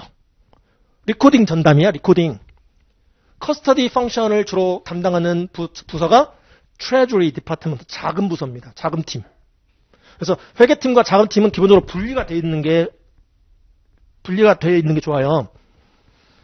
만약에 동일인이 그 두 기능을 같이 수행하면, 보관 기능도 하고 기록 기능도 하면, 보관, 현금 접근이 가능해. 코드머니 넣어. 그래놓고 현금 빠져나간 부분, 현금 횡령한 부분에 대해서 리코딩을 안 해버리는 거예요. 감추는 거지. 그러니까 동일인이 리코딩 펑션과 커스터디 펑션을 같이 하면 횡령의 가능성이 커져요. 횡령의 유인이 생길 수 있단 말이에요. 근데 분리해 놓으면, 자금 쪽은 자금 관리만 해. 기록에 대해서는 잘 몰라. 기록 기능은 기록만 해. 현금에 접근을 할 수가 없어요. 접근 권한이 없어. 그렇기 때문에 그렇게 segregation of duties를 해놓으면, 직무 분리를 딱 해놓으면 아무래도 횡령을 통한 회계 부정. 횡령해놓고 그걸 리코딩을 안 해버리면 재무제표가 왜곡되는 거잖아요. 캐시가 그만큼 빠져나왔는데 현금 빠져나왔어. 횡령 회계 처리를 해야지. 현금 줄이면서 횡령 처리해야지. 근데 그렇게 처리하겠어요? 안 하는 거지. 그럼 재무제표가 왜곡되어 있는 거지. 근데 이제 직무분장을 해놓으면 그럴 위험이 아무래도 낮아지겠지. 지금 그런 것들이 내부 통제 시스템의 하나의 예가 될 수 있는데, 직무분장. 근데 아무리 그렇게 대기업이야, 자금팀, 회계팀 다 따로 뒀어. 그래서 리코딩 펑션과 커스터디 펑션을 구분을 해놨어, 분리를 해놨어. 그럼에도 불구하고 공모를 해버리면, 콜루전. 공모하면 서로 감추는 거야. 자금 쪽에서 횡령하고 나눠 가져. 기능을 가진 자하고 공모를 해갖고 둘 나눠 갖는 거죠. 기록 기능을 하는 자한테, 야, 너 그거 기록하지 마. 감추고 있어. 그런 콜루전. 또 매니지먼트 오버라이드. 경영진이 그거 다 내부 통제 그 절차 다 최종 결제한 거야. 승인한 거야, 본인이. 본인은 귀찮을 수 있어요. 사장님인데 본인이 야, 이런 내부 통제 시스템 괜찮네. 서명 딱 했어. 사인했어. 그래. 이거 시행해. 근데 어느 날 갑자기 자금 집행을 하기 위해서는 자금 집행 전 승인 절차를 거치게끔 딱 통제 시스템을 설계, 구축, 운영하고 있으면서 본인이 최고 경자가 서명 딱 해놨어. 서명 사인했어요. 야, 자금 집행 전에는, 자금 돈 나가기 전에는 반드시 승인 절차를 거쳐. 그렇게 내부 통제 절차에 대해서 본인이 승인해놓고는 어느 날 갑자기 야, 내 거래처 오른 사장님하고 식사 약속 있어. 내가 그 대금 내가 갖다 줄게. 돈 줘. 그런 거죠. 야, 수표 좀 발행해줘. 그래놓고 자금 집행 전 승인 절차를 그냥 무시해버리는, 자금 집행 승인 절차를 거치지 아니하는 그런 매니지먼트 오버라이드, 매니지먼트의 통제, 최고 경영자의 통제 절차 우회와 같은 그런 한계도 있을 수 있고요. 그 다음에 내부 통제 시스템을 이렇게 IT를 이용을 해서 이렇게 하든 매뉴얼로 하든 간에 어찌됐든 내부 통제 시스템 운영은 누가 해요? 사람이 하는 거잖아. 그래서 human mistakes가 있을 수 있어. human mistakes. human error가 있을 수 있어요. 내부 통제 시스템을 잘못 운영할 수 있어. 실수로 내부 통제 시스템을 중단시켜 놓는달지 뭐 등등해. 이런 것들 때문에 아무리 돈 많이 들여서 내부 통제 시스템을 설계 구축 운영을 해도 한계가, 그런 고유 한계 때문에 이 컨트롤 리스크라는 게 있을 수밖에 없습니다. 컨트롤 리스크는 이 인헤런트 리스크 때문에 이 재무제표의 중요한 왜곡 표시가 생길 위험을 적시에 예방, 적발, 교정하지 못할 위험.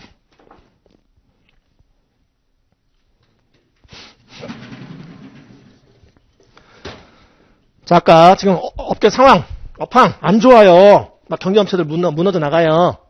그래서 어떻게든 살아남아야 돼요. 지금 대출 연장을 하려면 일정한 비율도 맞춰줘야 되고, 재무제표가 지금 다 이쁘게 나와야 되는데, 영업성과도 좋게 나와야 되고, 재무상태도 좋게 나와야 되고 하는데, 진짜 실제는 아니네. 이거 어떻게? 이거 분식할 유인이 생기는 거죠. 야, 이거 좀 응? 매출 차고는 좀 부풀리고 올해 매출액도 좀 부풀리고 하자. 살아남자 이거지. 그런 이제 인헤런트 리스크 때문에 이게 중요한 왜곡 표시가 이렇게 생길 수 있는 위험들이 있어요. 이게 IR이야. 인헤런트 리스크. 내부 통제 시스템을 고려하지 않은 상태에서 재무제표의 중요한 왜곡 표시를 발생시킬 수 있는 위험들, 그거를 뭐가 걸러줘야 돼요? 인터널 컨트롤 시스템에 걸러줘야 돼. ICFR이 인터널 컨트롤 오버 파이낸셜 리포팅이 내부 회계관리 시스템에 걸러줘야 돼. 재무제표의 저 리스크 팩터들 때문에 재무제표의 중요 왜곡 표시가 생길 위험을 적시에 프리벤트, 디텍트 앤드 크랙트 해줘야 돼. ICFR을 잘 설계, 구축, 운영을 해도 그런데도 불구하고 이 얘를 통과해서 나오는 것들이 있잖아요. 아까 ICFR의 inherent limitation 때문에, 고유 한계 때문에요. 고유 한계 때문에. 콜루전, human mistakes, management override 뭐 이런 것들 때문에 ICFR을 잘 운영을 해도 재무제표 중요 왜곡 표시가 생길 수 있는 위험이 여전히 존재해. 물론 어느 정도는 걸러주겠죠. ICFR을 잘 설계, 구축, 운영한다면. 이게 이제 컨트롤 리스크라고 불러요. 컨트롤 리스크. ICFR이 잘 못 잡아낼 위험이야.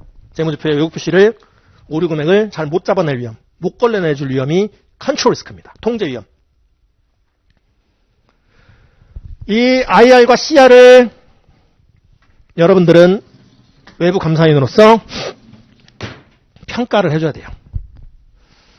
이 회사는 지금 오디 플래닝 당에서 딱 플래닝 당에서 이 회사는 이러이러한 IR 팩터들이 있구나. 업종의 특성상 내지는 지금 현재 업계 상황상 등등등. 그런데 ICFR을 이 설계 같은 거 보니까 설계 구축 운영 여부를 보니까 잘 걸러내는구나, 혹은 못 걸러내는구나. 그래서 컨트롤 리스크 수준이 어느 정도 되겠구나라고 평가를 해줘야 돼요. 이 두 개의 위험을, IR과 CR을 우리가 재무제표에 중요한 왜곡 표시가 생길 수도 있는 위험이라는 용어인 Risk of Material Misstatement라는 용어를 써요. Risk of Material Misstatement. Financial Statement에 재무제표에 Material 할 정도의 Misstatement를 발생시킬 수 있는 Risk. RMM. 중요 왜곡 표시 위험이에요.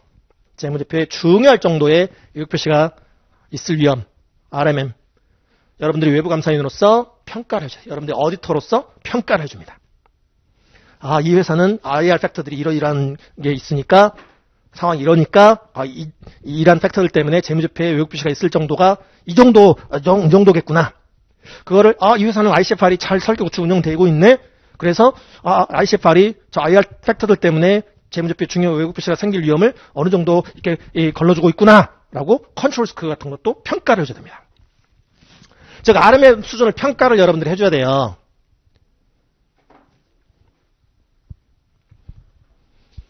그렇게 해서 이제 본격적으로 이제 재무제표 감사 들어가거든요. 파이낸셜 스테이트먼트에 대해서 재무제표에 대한 확인 검증 들어갑니다. 우리가 내부 통제 시스템을 테스트를 하는 것을 인터널 컨트롤 시스템을 컨트롤을 테스트를 하는 것을 테스트 오브 컨트롤 이렇게 불러요. 테스트 오브 컨트롤. 예, 테스트를 하는 것을 감사인으로서 여러분들이 내부 통제 시스템을 테스트하는 것을 컨트롤 시스템을 테스트한다 해서 테스트 오브 컨트롤 이렇게 부릅니다. 통제 시사 이렇게 불러요. 통제 시험조사. 내부 통제 시험조사. 통제 시사 줄여서 이렇게 불러. TOC, 테스트 오브 컨트롤 한다고 불러요. 이제 뭐 테스트 오브 컨트롤 같은 거 해갖고 이제 컨트롤 리스크 평가하는 거야. 수준. 컨트롤 리스크 수준. 야, 내부 통제 시스템이 얼마나 잘 걸러내주는지. IR을 얼마나 잘 걸러내주는지. 그렇게 해서 이제 최종적으로 RMM 평가 수준이 나오잖아요. 이 회사는 재무제표에 중요한 외부 표시가 생길 위험의 수준이 이 정도다. 그러면 그 RMM 평가 수준에 맞춰서 재무제표 파이낸셜 스테이트먼트에 대한 실증 감사라고 얘기를 하는데 substantive 테스트, 입증 감사라고도 과거에는 얘기를 했고 substantive procedure라고 얘기를 하고 substantive 테스트 줄여서 sub 테스트다 부를게요. substantive 테스트. 재무제표 감사를 substantive 테스트라고 불러요. 내부 통제 시스템 감사를 테스트 오브 컨트롤, 내부 통제 시스템을 테스트라는 것을 테스트 오브 컨트롤을 부른다면 파이낸셜 스테이트먼트를 테스트라는 것을 substantive 테스트라고 부릅니다. 줄여서 sub 테스트 혹은 substantive procedure라고 부릅니다. 실증 절차, 실증 감사 또는 입증 감사 이런 용어를 써요. 테스트 오브 컨트롤은 내부 통제 시스템을 보는 절차고요. 시스템을 테스트하는 절차야. 금액 보는 게 아니라 내부 통제 시스템이 제대로 효과적으로 운영이 되느냐 안 되느냐. 잘 걸러내느냐, 지금 IR을 잘 걸러내느냐, 못 걸러내느냐. 근데 substantive 테스트는 금액 확인 절차입니다. 금액 확인하는 절차. 재무제표에 표시된 금액이 적정히 표시되고 있느냐. 여기 기준에 따라. 이게 substantive 테스트야. substantive procedure. 실증 절차입니다. 이 두 개를 테스트 오브 컨트롤과 substantive 테스트를 뭐라고 부르냐면 필드워크이라 불러요. 필드 나가서 하는 업무다 해서 필드워크.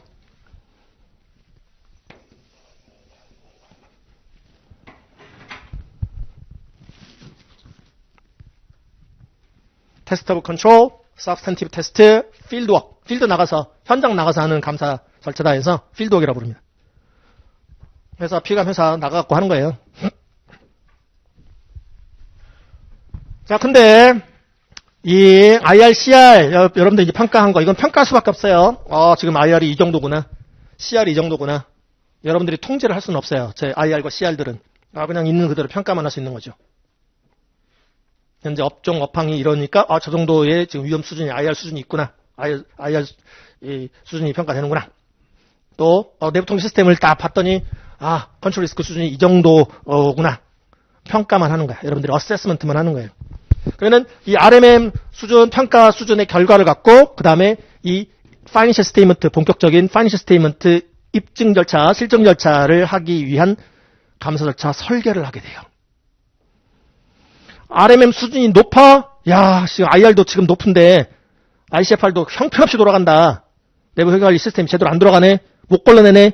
재무제표 이 파이낸셜 스테이트먼트 우리가 궁극적인 감사의 목적은 역사적 재무제표 감사의 목적은 이 파이낸셜 스테이트먼트에 대한 오피니언을 익스프레션하는 게 궁극적인 목적이에요. 이 재무제표가 회계 기준에 따라 재무상태나 영업성과를 적절하게 표시하고 있냐, 그렇지 못하고 있느냐. 그러니까 어디 오피니언을 표명하는 게 익스프레션하는 게 궁극적인 어디의 objective입니다. 프라이머리한. 그렇기 때문에 이런 거 왜 해? 왜? 이 IR, CR 평가, RMM 평가 왜 해? 얘에 대한 입증 절차를 설계할 목적으로 평가를 하는 거예요. RMM이 높을 것 같으면 재무제표 그 금액 뜯어보는 거 더 많이 해야 돼. RMM이 낮을 것 같아? 이거 굴뚝산업이야. 기본적으로 뭐 이게 지금 재무제표 분식 유인이 별로 없는 업종이야. 그리고 내부 통제 시스템도 잘 갖춰놨어. 효과적으로 운영도 되네. 테스트를 해봤더니. 그래서 재무제표에 중요 표시가 있을 위험이 굉장히 낮아. 리스크 오브 멈춤 스테이트먼트가. 그러면은 실증 절차는 substantive 테스트는 원래 계획했던 수준보다 더 축소해서 해도 목표 감사 위험 수준은 달성할 수 있거든요. 그렇기 때문에 이 RMM 평가를 해갖고 이 Financial Statement에 대한 Substantive Test의 설계를 하게 되는 거예요.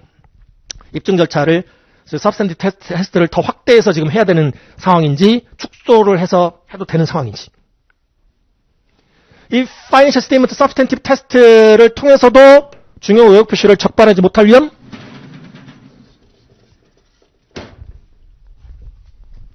우리가 이 ICFR 테스트 오브 컨트롤 해봤어요. 이거 테스트 오브 컨트롤 해봤어. 근데 여전히 이런 유형 정도 위험이 컨트롤 리스크의 수준이 평가가 됐어요. 이 RMM 수준에 맞춰서, 여러분들이 파이낸셜 스테이트먼트 재무제표 입증, 실증 절차의 서브스탄티브 프로시저를 이제 수행을 해야 할 건데,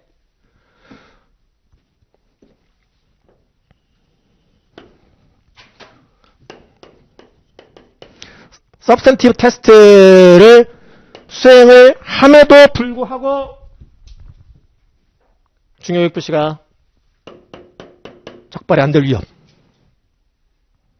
그게 디텍션 리스크라고 부릅니다. 디텍션 리스크. 디텍션 리스크. 적발 위험이라고 부르죠. 적발 위험. 서브스탄티브 테스트를 수행해서도 중요유익 표시를 적발해내지 못할 위험. 그게 디텍션 리스크. 이 디텍션 리스크는 우리가 컨트롤이 가능합니다. 이 디텍션 리스크의 수준은 통제가 가능해요. IRCR은 우리가 통제할 수 없어요. 그냥 있는 그대로 IR 팩터들이 이렇구나. 이 클라이언트사는 ICFR이 어느 정도 이렇게 운영이 되는구나. 그거는 우리가 통제를 못해요. 우리가 막 ICFR이 막 더 효과적으로 운영되니까 우리가 막 어떻게 해줄 수 있어? 우리는 외부 감사인이기 때문에 이 IRCR은 그냥 평가만 할 뿐, 어세스먼트만 할 뿐, 우리가 컨트롤을 할 수는 없어요. 저 리스크 팩터들은, IRCR 팩터들은.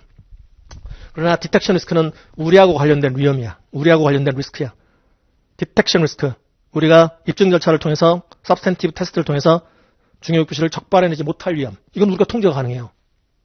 그래서 이 RMM 평가 수준을 갖고, 이거 평가 지금 수준이 나왔어. RMM이 평가 수준이 나왔어.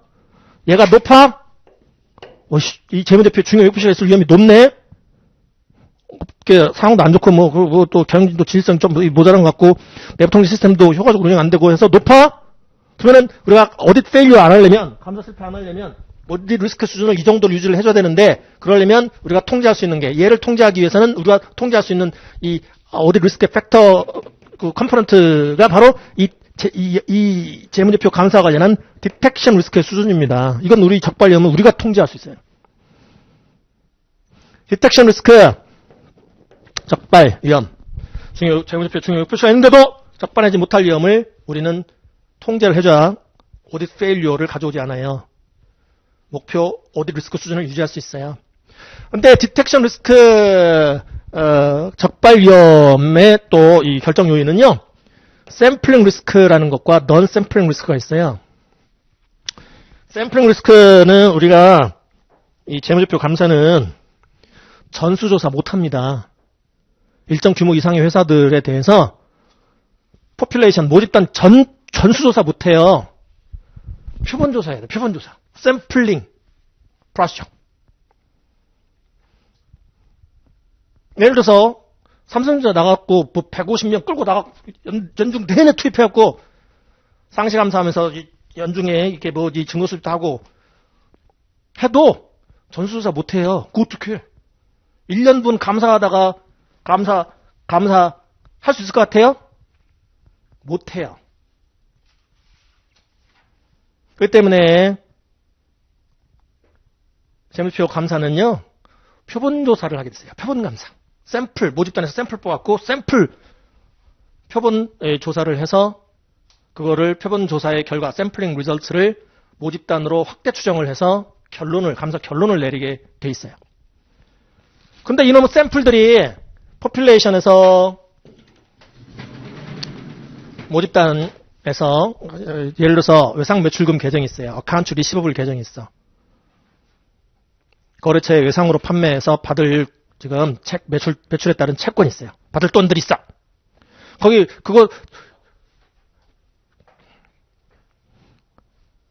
그 재무제표 감사 시에는 그거 전수조사 안 해요. 어카운트 리시버블을 구성하고 있는 모집단에서 샘플 뽑아요. 일정 그 금액 이상의 것들을 다 샘플로 뽑는 추출하는 방법이 있어. 일정 이 금액 이상의 것들은 모집단에서 다 추출해갖고 그거 확인 검증하는 거예요. 거래처에 매출채권 조회서 발송 회수해서 그거 맞는지 확인도 하고 그 밖에 대체적 절차도 수행하고 그래갖고 샘플링을 하게 됩니다. 샘플링 결과값을 포퓰레이션으로 프로젝션 한다고 얘기를 하는데 확대 추정을 해서 모집단에는 어카운트 리시버블이라는 외상 매출금 계정 모집단에는 샘플링의 결과 이 정도 모집단에 외국 표시 금액이 있을 수 있겠다라고 확대 추정한 거예요. 최선을 다해서 추정을 하는 거예요. 그런데 그놈의 샘플이 모집단을 대표 못할 위험이 있네. 샘플이 좀 이 모집단을 대표하는 대표성 있는 샘플들이 좀 추출이 돼갖고 그거를 여러분들이 확인 검증하면 그렇게 해서 모집단으로 확대 수정하면 제대로 된 이 감사 결과, 감사 의견을 표명할 수 있을 텐데 얘가 모집단을 대표 못할 수가 있어요. 좋은 것만 뽑힐 수도 있고요. 나쁜 것만 뽑힐 수도 있어요. 그러니까 금액 맞는 것만 뽑힐 수도 있고요. 샘플로. 틀린 것만 뽑힐 수도 있고요. 그렇게 해서 샘플이 모집단을 대표 못할 수가 있어요. 그래서 모집단이 금액 맞는 게 5개가 있고 틀린 게 5개가 있다고 볼게요. 포퓰레이션에. 샘플 추출해요. 오디트 이피션시 때문에 감사 효율성 때문에 전수조사 못해요. 이거 10개 다 못 봐. 2개만 뽑기로 했어.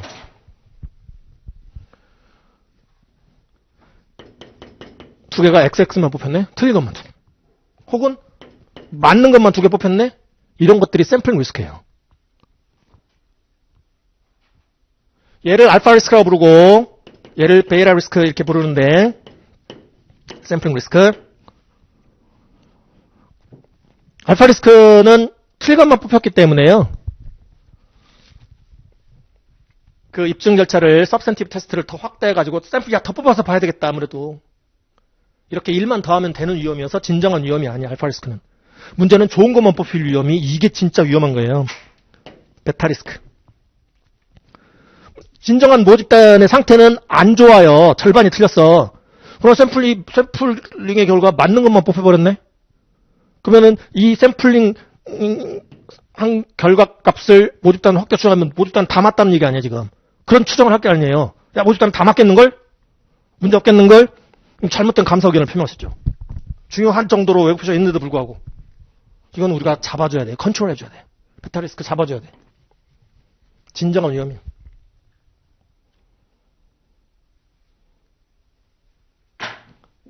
모집단이 대표성 있는 샘플로 뽑히려면 이 공 하나 가위 하나 이렇게 틀린 거 하나 맞는 거 하나 나와야 이게 대표성 있는 샘플이잖아요. 근데 그렇지 않을 이런 위험이 존재한단 말이죠. 샘플링을 하기 때문에. 베타 리스크 잡아줘야 돼. 우리가 통제가 가능해요. 그래서 디텍션 리스크는. 알파 리스크, 베타 리스크 있는데 베타 리스크 잡아줘야 돼 우리가. 잡아줄 수 있어. 야 우리 베타 리스크 샘플이 모집단을 대표 못해서 지금 모집단에 중요할 정도의 의혹 표시가 있는데도 불구하고 잘못된 감사 의견을 표명할 위험을 우리가 5%로 두자. 이렇게 컨트롤할 수 있습니다. 베타 리스크 5% 두기로 하자. 우리가 통계적 방법을 활용하기 때문에 베타 리스크 5%, 그 얘기는 신뢰 수준을 95%로 두기로 하자. 여러분들의 전문가적 판단으로 그걸 설정할 수 있습니다. 베타 리스크 5%, 컨피던스 레벨을 신뢰 수준을 95%로 두기로 하자라고 결정한 거예요. 판단한 거예요. 그렇게 컨트롤이 가능해요. 그렇게 해서 오디 리스크를 우리가 통제를 하는 거야. 베타 리스크, 즉 샘플 리스크를 통제함으로써 오디 리스크를 통제를 하는 거야. 감사 실패 없게. 그리고 넌 샘플 리스크라는 것은 샘플 리스크 이외의 디텍션 리스크, 샘플링 리스크 이외의 적발 위험을 말하는데 여기 지금 감사인이 잘못된 감사 절차를 적용한다거나 제대로 된 감사 절차를 적용했는데 제대로 된 감사 절차를 수행한 결과를 잘못 판단 내지는 해석을 한다거나 그럴 위험이 넌 샘플링 리스크예요. 감사 경험이 많을수록 넌 샘플링 리스크는 낮아지겠죠. 감사 경험이 적을수록 non-sampling 리스크는 높아져요. 그렇기 때문에 감사팀 끌어갖고 감사 나가잖아요. 감사 위험이 낮은 영역은 막내 회계사들한테 맡깁니다. 예를 들어서 현금, 계정 전수조사, 현금 다 봐야 되거든. 현금 샘플링이라는 게 의미가 없어. 현금은. 그 때문에 막내 다 세요. 1원짜리 한 장까지 다 세게 해. 그런 건 이제 막내들한테 맡기고 조금 이제 리스키한 어카운트들은 좀 경험 많은 감사인들을 배정을 해요. 그렇게 해서 non-sampling 리스크라는 것을 우리가 통제를 하게 됩니다. 리스키한 영역들은 경험 많은 감사인 배정, 위험도가 낮은 그런 이 거래 유형이나 이 계정 잔액들은 감사 경험이 좀 적은 회계사들을 배정해도 상관이 없어. 그런 식으로 non-sampling 리스크를 컨트롤합니다. 그런 식으로 디텍션 리스크를 컨트롤해서 어드 리스크를 컨트롤하는 거예요. 통제를 하는 거예요. 이러한 IR, CR, DR 때문에 어쩔 수 없이 어드 리스크는 존재할 수밖에 없어요. 존재할 수밖에 없어. 감사 위험이라는 게. 다만 저거를 우리가 통제를 해줘야 되는 거지. 그래야 어딧 페일리어가 없게 되는 거예요. 감사 실패 없으려면 어드 리스크 수준을 통제를 해줘야 돼요. 아까처럼 베타 리스크 5%. 야, 신뢰 수준 95%로 쓰자. 베타 리스크는 5%만 두기로 해서 우리가 어드 리스크를 통제하자 이렇게 할 수 있는 거예요. 통계적 방법을 활용하기 때문에 베타 리스크를 5%, 컨피던스를 95% 하면 야, 샘플 몇 개 뽑아 이렇게 통계적으로 다 나와 있단 말이지. 그렇게 해서 어드 리스크 수준을 우리가 통제하는 겁니다. 자, 동시에 플래닝 단계에서 모두 결정해야 되냐면 어드 리스크 수준도 우리가 preliminary한 level of audit risk 수준도 결정을 해야 되지만 중요성 수준이라는 것도 결정을 해줘야 돼요. materiality 조금만 더 하고 싶게요. materiality level 중요성 기준, 중요성 수준. 이게 뭐냐면 재무제표에 아까 risk of material misstatement라고 했잖아요. 재무제표에 중요할 정도의 왜곡 표시가 생길 위험이 RMM이었잖아요. IR, CR였잖아요. 그잖아요. 뭐가 중요한 건데 기준이 뭔데 이거죠. 기준이 뭔데? 순전히 materiality level은 여러분들의 즉 외부 감사인의 전문가적 판단으로 결정하게 되는데 일단은 양적 요소들을 반영을 해요. 그리고 질적 요소까지 여러분들이 고려를 해서 중요성 기준 금액을 결정하게 됩니다. 나중에 어떻게 결정하는지 다 보시게 될 거예요. 그럼 뭐가 중요한 건데 결국은 여러분들이 지금 감사를 의뢰를 받았어요. 왜 감사를 의뢰했을까? 독립성을 갖춘 외부의 감사인들로 하여금 이 재무제표가 회계 기준에 따라서 적정하게 재무상태랑 영업성과랑 현금 흐름을 표시하고 있다는 것을 의견을 받아서, 즉 감사 보고서를 받아서 이 재무제표 이용자들한테 뭔가 이 기업은 재무상태 또 영업성과에 대한 지금 뭔가 확신, 감사, 외부 감사인을 통해서 확신을 주려고 지금 하는 거죠. 그래서 더 투자도 이끌어내고 대출도 더 받으려고 할 거고 그럴 수 있는 거죠. 여러 가지 목적이 있을 거예요. 뭐 어쩔 수 없이 외부 감사 대상이 돼서 외부 감사를 받아야 되는 경우도 있겠지만 여러 가지 감사 목적 때문에 외부 감사를 받는단 말이에요. 독립성 갖춘 자로부터, 외부 감사인으로부터. 그럼 나중에 이 재무제표하고 감사 보고서를 이용하는 이용자들이 있을 수 있겠죠. 기존의 주주들, 이게 주식회사라면 주주들, 투자한 주주들, 여러분들 주식 투자하시는 분들, 주주들이 지금 우리 영업성과는 어떤지, 또 재무상태는 지금 정기 대비 단계 어떤 상태인지. 그렇게 해서 향후 더 투자를 해야 되겠다. 아니면 투자금을 회수해야 되겠다. 등등의 인베스터, 크레디터, 채권자들, 돈 빌려준 금융기관이랄지 등등등. 또 포텐셜 인베스터들, 또 와치독 에이전시, 감독기관들 등등 여러 재무제표 재무보고서, 사업보고서 이용자들이 있을 수 있어요. 재무제표 및 감사보고서 이용자들. 그들이 의사결정을 함에 있어서 이 재무제표랑 같이 발행되는 감사보고서를 이용하게 되는 이용자들이 그걸 왜 이용하겠어요? 뭔가 판단, 의사결정을 하려고 재무제표도 보고 또 같이 딸려있는 이 감사보고서도 보고 그럴 거 아니겠어요? 보는 자라면, 이용자라면, 유저라면. 그들이 뭔가 의사결정을 하면서 예를 들어서 경제적 의사결정, 투자를 할까 말까, 빌려준 돈 회수를 할까 말까 등등의 여러 가지 경제적 의사결정, 이코노믹 디시전 같은 거 할 때에 그들의 어떤 의사결정에 영향을 줄 수 있는 정도의 왜곡 표시면 중요한 정도의 왜곡 표시라고 얘기를 해요. 머티리얼 할 정도의 미스 스테이먼트라고 얘기를 합니다. 정보 이용자들의, 회계정보 이용자들의 의사결정에 영향을 줄 수 있을 정도의 왜곡 표시면 중요한 정도의 왜곡 표시라고 얘기를 하는 거예요. material misstatement. 그런데, 야, 이놈의 이 기업들이 다양한 업종, 또 다양한 또 제품이나 상품 판매, 또 다양한 환경, 다양한 또 구조, 조직 구조 등등 정말로 클라이언트들은 다양할 거예요. 그러다 보니까 천편일률적으로 중요성 기준을 어떻게 산출해 이런 게 없어요. 감사 기준서를 봐도 기본적인 이 기준만 제시하고 있을 뿐 결국은 여러분들이 외부 감사인으로서 그 클라이언트사에 대해서 여러 가지 상황들 또 상황들을 보고 이 정도 금액이 지금 재무제표에 왜곡 표시가 지금 있으리라 판단이 된다면 이거는 정보 이용자들의 어떤 의사결정에 영향을 줄 수 있을 정도다. 여러분들의 전문가적 판단으로 결국은 이 머티리얼 레벨을 결정하게 돼요. 아직 지금 감사 전이기 때문에 수정 전 재무제표 금액을 갖고 여러분들이 양적 기준들, 양적 요소들을 반영하고 여러분들이 그 밖의 여러 가지 상황, 이 클라이언트사의 상황들을 보고 이 중요성 수준, 질적 요소 감안을 해갖고 preliminary level of materiality를 결정을 하게 됩니다. 이 정도를 초과해서 이 정도 금액을 초과해서 이 재무제표에 중요 왜곡 표시가 있으면 이거는 중요한 왜곡 표시 있는 거야 라고 나는 판단할 거야 라고 여러분들이 결정한 거야. 예비적으로 중요성 수준을 결정했어요. 그러면 요 설정한 지금 오디 리스크 수준하고 중요성 수준에 맞춰서 그 다음 단계의 입증 절차, 실증 절차를 설계하게 돼요. 확대해서 할 건가? 샘플도 더 많이 뽑아볼 건가? RMM 수준이 높으면 이 디텍션 리스크 수준을 낮춰야 이 수준을 유지하겠죠. 이 오디 리스크 수준을. 디텍션 리스크 수준을 낮추려면 베타 리스크 낮추라는 얘기고 넌 샘플 리스크 낮추라는 얘기야. 여러분들이 이 실증 절차를 통해서 substantive 테스트를 통해서 중요 왜곡 표시를 적발하지 못할 위험을 낮추기 위해서는 뭐 해야 돼요? 뭘 더 해야 돼? 금액 뜯어보는 이 입증 절차 substantive 테스트를 더 확대해서 더 많이 수행해야 돼요.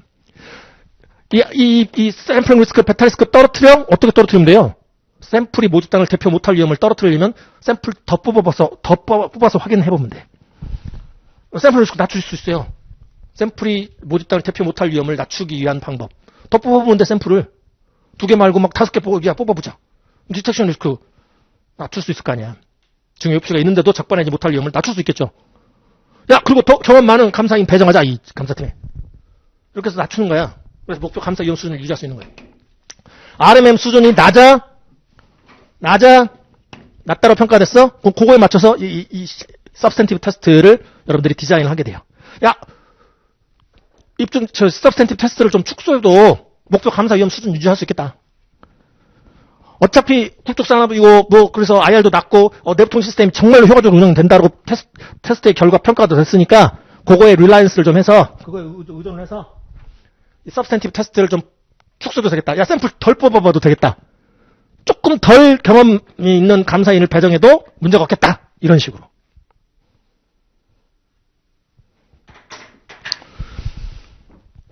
그래서 320호를 통해서 이 머티리얼티 레벨을 어떻게 감사 계획 단계에서 설정하는지 그런 것도 보실 거고요.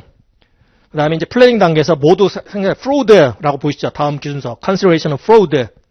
fraud가 회계 부정 얘기, 회계 부정. 고의성이 있는 회계 부정. fraud. 분식. 고의적으로. 매출차가 막 부풀리고 매출액 막 부풀리고 막 그런 거예요. 의도적으로.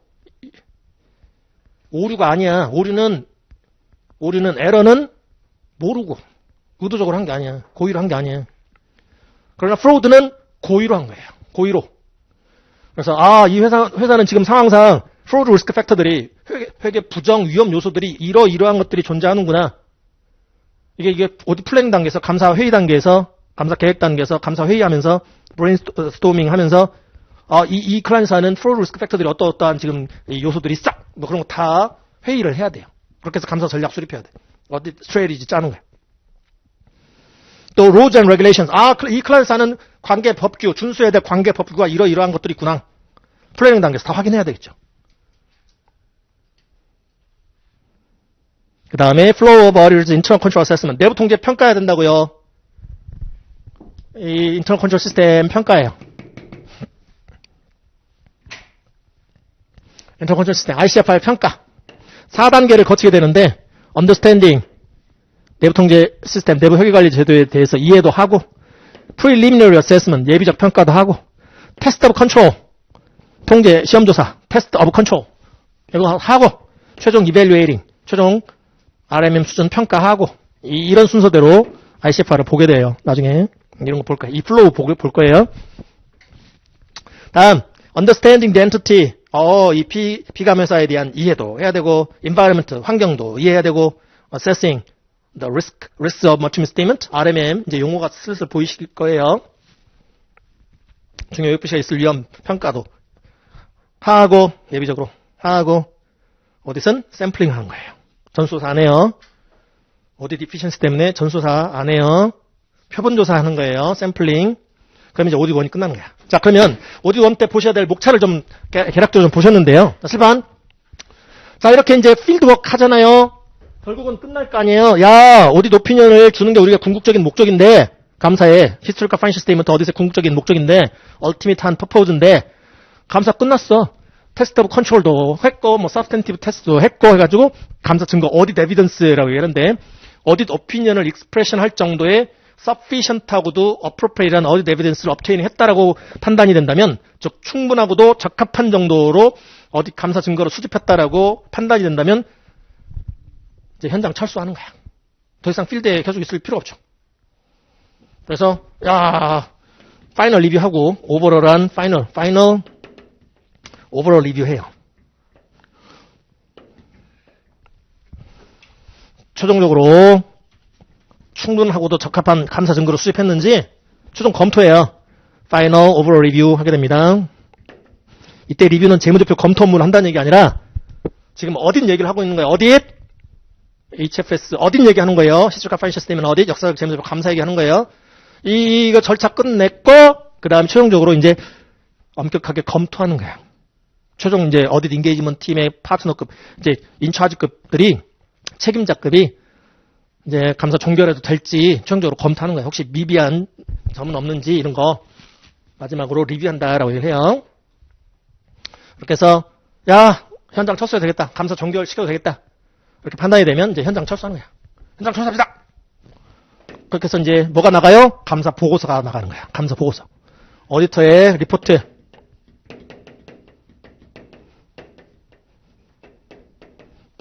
감사 보고서 1. 이게 감사 종결 일자예요. 오디터의 리포트 데이트. 감사 보고서 1. 이 감사 보고서를 통해서 감사 의견, 어디트 오피니언을 익스프레션 하게 되는 거예요. 어디트 오피니언을 익스프레션 할 정도의 충분 적합한 감사 증거 수집하려고 했다. 이 오피니언을 표명할 정도로 그러면 이제 감사 종결시키면서 이제 감사 보고서가 발행이 되는 거예요. 감사 보고서가 발행이 되면 이제 이 보고서 받은 클라이언트사는 이 재무제표와 함께 파이낸셜 스테이트먼트와 함께 오디트 리포트 첨부해갖고 통상은 일정 규모 이상의 회사들, 외부 감사를 받아야 되는 회사들, 상장 회사들, 아까 이슈어들, 퍼블릭 컴퍼니들, 증권거래소에서 주식이 거래되고 있는 이슈어들, 그리고 일정 기준에 부합되는 넌 이슈어들, 비상장사들, 외부 감사를 꼭 받아야 되는 외부 감사에 관한 법률에 따라 애뉴얼 리포트라는 것을 발행을 해요. 애뉴얼 리포트. 증권거래위원회에 계속 정기적으로 신고해야 되거든. 제출해야 돼. 애뉴얼 리포트. 연차보고서, 그 다음에 뭐 분기보고서, 반기보고서 뭐 이런 거. 쿼터리 리포트 뭐 이런 거. 어쨌든 이제 감사는 연간 재무제표 감사인데 애뉴얼 리포트 안에 얘도 들어가 있지만 이 앞에 재무제표 앞에 뭐가 딱 큰 들어가요. 전부 다 감사보고서가 딱 큰 전부. 같이 릴리즈가 돼요. 같이. 그래서 리포트가 재무제표와 함께 같이 이슈 되는 거야. 리포트가 릴리즈 되는 거죠. 감사보고서와 함께 발행이 돼요. 외부인들한테 공표가 되는 거죠. 정부 이용자들한테. 동네방네 떠들어지는 거죠. 오디트 1 때 어디까지 보냐면 여기서부터 쭉 우리가 이제 윤리규정 쭉쭉쭉 직무규정 보면서 쭉쭉쭉쭉쭉 해갖고 오디트 1 때 여기까지 봐요. 입증감사 맛까지 보는 거야. 베이스 까는 거예요. substantive procedure, substantive test 베이스 까는 거야. 그리고 나서 오디트 2 들어가면 본격적으로 이 입증 절차에 대해서 세부적으로 예를 들어서 현금성자산 계정 감사는 어떠한 절차를 수행한다. 오디트 2 들어가면 외상 매출금, 세일즈 사이클과 관련해서 매출 사이클과 관련한 외상 매출금 계정에 대해서 어카운트 리시버블 카운트 계정에 대해서 어떤 어디 프로시저, 어떤 감사 절차를 수행해서 컨트롤 관련 통제도 테스트해보고 또 관련 금액 또 서브스텐티브 테스트도 하고 뭐 그런 식으로 오디2 들어가면 거래 유형 및 거래 유형, 즉 세일즈 사이클이다, 뭐 퍼체스 사이클, 매출 사이클이다, 매입 사이클이다, 뭐 등등등 그런 거래 유형별로 또 세부 계정 잔액들, 어카운트 밸런스들 각 계정별로 이렇게 세부적인 테스트 오브 컨트롤이나 서브스텐티브 테스트를 보는 부분이 오디2에서 보게 돼요. 오디2. 오디1 내용을 베이스로 해서. 그 다음에 오디3 들어가면 이제 이런 리포트 같은 거 보는 거예요. 오디3 들어가면 감사 보고서가 어떻게 생겼는지, 어떻게 작성되는지, 그 밖의 아까 뭐 이그제미네이션 업무, 또 파이낸셜 스테이트먼트 리뷰 업무, 컴필레이션 업무 이런 것들, 어그리드 어폰 프로시저 업무 이런 것들이 오디3에서 정리가 돼요. 큰 그림은 그래요. 오디1, 2, 3. 그리고 네 과목 중에서 시험 과목 네 과목 중에 가장 어려운 과목이라고 했어요. 기본적으로 회계가 베이스가 돼야 돼요. 근데 오디1은 순서상 인터미디엇 어카운팅하고 같이 지금 나가기 때문에 이쪽 분야가 처음이신 분이라 할지라도 거의 맞아 떨어질 거라고 생각하시면 돼. 그리고 오디1은 베이스를 까는 거라 결국은 오디2에서 오디1에 배웠던 내용이 다시 반복돼. 다시 세부적으로 들어가기 때문에 또 반복돼. 그 때문에 이게 다른 과목들하고도 다 연결된 과목이 어디팅 앤 어테스테이션이라 네 과목 중에 제일 어려운 과목인 거예요. 그 때문에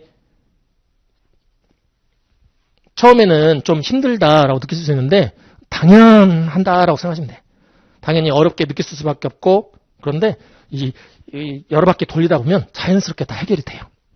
그 때문에 뭐 지레 뭐 이렇게 겁부터 이렇게 먹지 마시고 이 분야가 처음이신 분들도 하다 보면 되겠지 언젠가는 되겠지 하고 생각하시면 돼. 특히 미국 공인회계사 시험은 제가 텍스 1 시간에도 말씀을 드리는데 이거는 일정 수준에 올라가면 다 합격하는 시험이에요. 우리나라처럼 막 운 없이 떨어지고 이런 거 없어. 일정 수준 이상의 이 실력이 되잖아요? 안 붙는 게 이상한 거야. 왜냐면 이 미국 시험, 특히 CPA, 미국 CPA 시험은 당장 이제 실무에 투입돼도 이 정도 수준의 이 업무는 수행할 수 있겠다. 그걸 판단하기 위한 이 목적의 시험이기 때문에 그 수준에 도달하면 합격하게 돼 있어요. 중간에 중단만 안 하면 돼. 그렇기 때문에 여러분들이 이미 절반 합격했다고 생각하시면 돼. 이미 이 자리에 계신 것만 해도 또 이 지금 강의를 들으시는 것만 해도 제가 텍스 1 때도 말씀드립니다만 제가 1999년부터 지금 몇 년 차예요? 23년 차야. 23년 차. 이 CPA 강의.